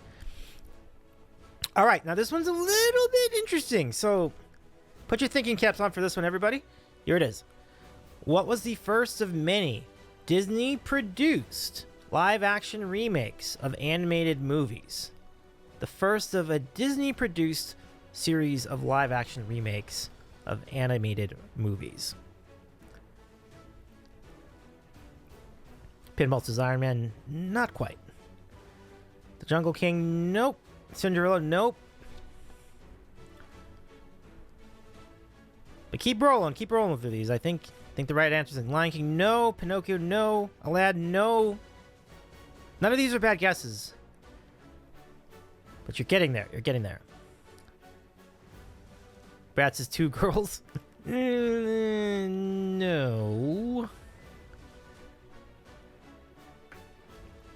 I think Brad meant the Jungle Book, but still no.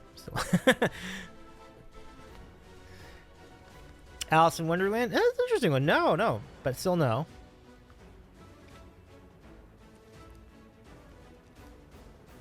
The right answer will come eventually because there are only about 50 animated films that we're looking at here. So we will get there at some point. Song of the South.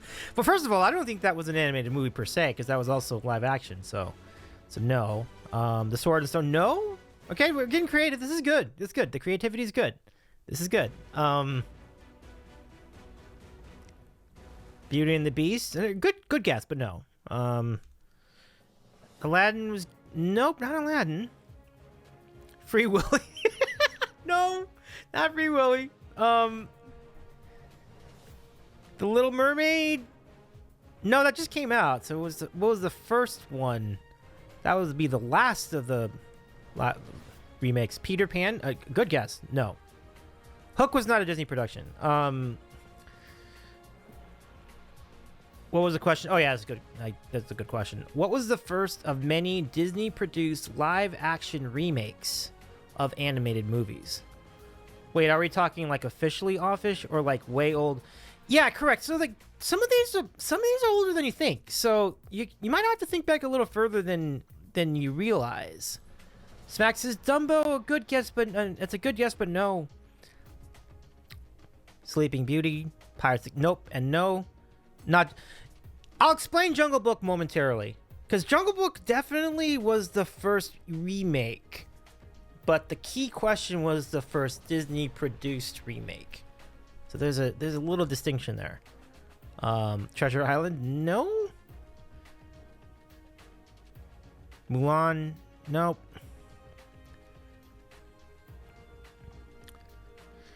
So, Daniel Boone, no. Oh man, I think we stumped the champ this time.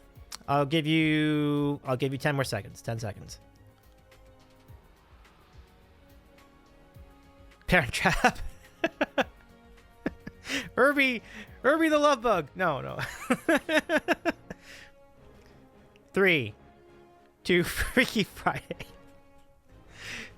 Well, I do love it. I love the creativity. Oh wow, we stumped the chat. Oh my goodness, we stumped the chat.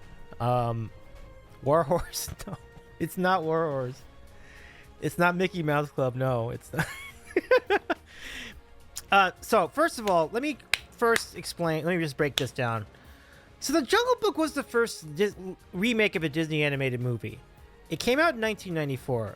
The only thing is Disney did not produce that themselves. A different company did, and they were simply distributing it. So this was way back in 94. After that, Disney produced the first of their live-action remakes, which was 101 Dalmatians. So that was the correct answer. So it's quite a tough one there, everybody. So, here we go. But yeah, Brad, that's a really good poll, though. Really good pull. Yeah, Spax says, oh, of course. I know. It's like, it's right there, right? It was like right there. It's right there. Okay. So, next question. I'm just going to give you the point already, because what was the most recently released Disney live-action remake? We said it already, The Little Mermaid. So, there you are. Question number 9. Panda says, I watched that till I broke the tape. Oh, nice. Yeah. It was a fun one. It was a fun one, Panda. I love erecting polls. Nice. Question number 9. This is a good one, and you know what? Because of how tough this is, I'll give you 2 points for it. What are the names of all 7 dwarfs in Snow White and the 7 Dwarfs? Can you give me all 7? And I'll let you know how close you are. This is worth 2 points, everybody. 2 points. Yep, got Dopey. Yep. Yeah, Dopey. My favorite dwarf. Bashful, yeah. Sleepy, that's 3. Grumpy, that's 4. Doc, that's 5. Sneezy, that's 6. Think we're missing 1. Humpy. I think we got them all, didn't we? Let's see. 1, 2, 3, 4, 5, 6. Yeah, we got them all. That's all of them. That's all of them. You got them. Great job, everybody. Yes. You got them all, everybody. Smack Talk, Panda, Brad, King. Well, King said horny, I guess. Give you honorable mention. But Dyer, Jean, Klingon, J-Bear. Everybody did really well with this. This is great. So, Happy, Sneezy, Grumpy, Dopey, Sleepy, Bashful, and Doc. Well done, everybody. That was really good. Okay. All right. Last question of the night. What do the letters in Epcot stand for? King says, apparently I've seen a different version.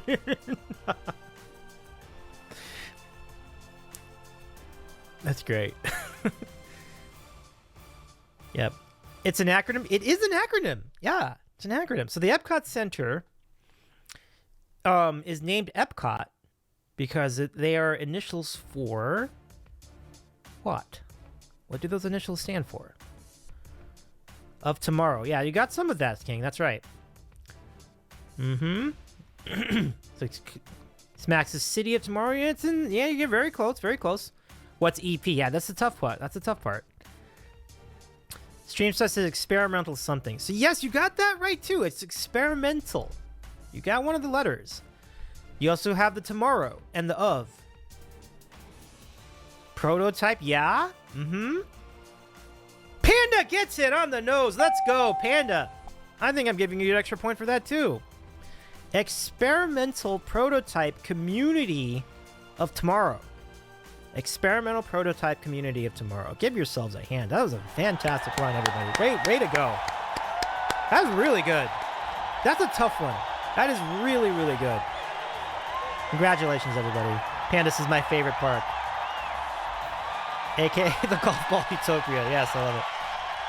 Oh my goodness, terrific. Prentice, it's a good park though. Disney World's the better experience for it. Yeah, very much so. Very much so. So thank you again, everyone. This has been an extremely good time. I appreciate your raid, Smack Talk 94. It's really good to see you all here again.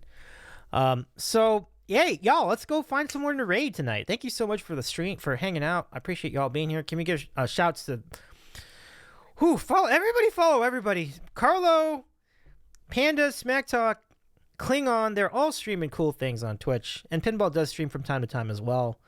Can we give some shouts to the mods as well? Big time mod love to all our good friends King and Jamie and Rahomo, who are all here tonight. LOL, shout out myself. Hell yeah, Brad and the Drinking Bird stream too. Give our friend Brad a follow, of course. Yeah, y'all. Oh, hydrate command from Klingon. Thank you so much. There you go, Klingon. Thank you so much. Brad, you're a gem. I appreciate you being here tonight. It's good to see you again. I hope you're doing well out there. And yeah, let's go raid out. Let's go find someone really, really fun to continue the vibe with this evening. Let's see who's out there. Let's see. Trying to think. Where's a good vibe for all of us? Did we do this? I don't think we've done this. No. I don't think we've attempted this. No, I think we should. Very much think we should do this. We've never raided here before, and I think we should. It's not even a decision. Like, this is easy. Let's go do it. I don't know. Maybe this will blow up the stream because it might be close to end. You know, I think it's worth the risk. Copy the raid calls. We are going to. I don't know if I like thirsty voices, Klingon. All right. Well, I'll try not to get too crazy. We're gonna go raid a relatively new streamer, and this person's really, really good, and their name is Just Jess Streamin'. Just Jess Streamin' is a really, really talented gal on Twitch, who I think is more or less new, or either it's new, but well, it's definitely new to me. First time I've seen Jess was just a few weeks ago, and she's really good. Like, Just Jess Streamin' is a fantastic singer-songwriter and a guitarist, and if I could just learn how to spell, we will start the raid over there. Wait, hold on, I gotta double check something. We should check if they're still on. They might have raided out. Oh, test camera. Should we do this then if it's just a test stream? LOL, so I'll double raider. Yeah, let's go. What the hell? Let's go. Let's go raid this test stream. Let's have some fun. This is gonna be fun. Go follow Just Streaming because they're really, really good. Like, really fun to chat with as well. We can have lots of talks about sandwiches too over there. So y'all, let's go follow Just Streaming once we get there. Good night, y'all. Thank you so much for hanging out with us tonight. I'll post an update tomorrow to let you know if I'm gonna be on stream tomorrow. Possibly. I might wind up on stream anyway. So stay with us. Thank you so much, everybody. good to see you all again. Take care. And go give our friend Just Dreamin' a follow. Thank you, Jay Bear. It's good to see you again tonight. Take care, everybody. And let's do it. So welcome, everyone. Thank you so much for a good time. Appreciate y'all.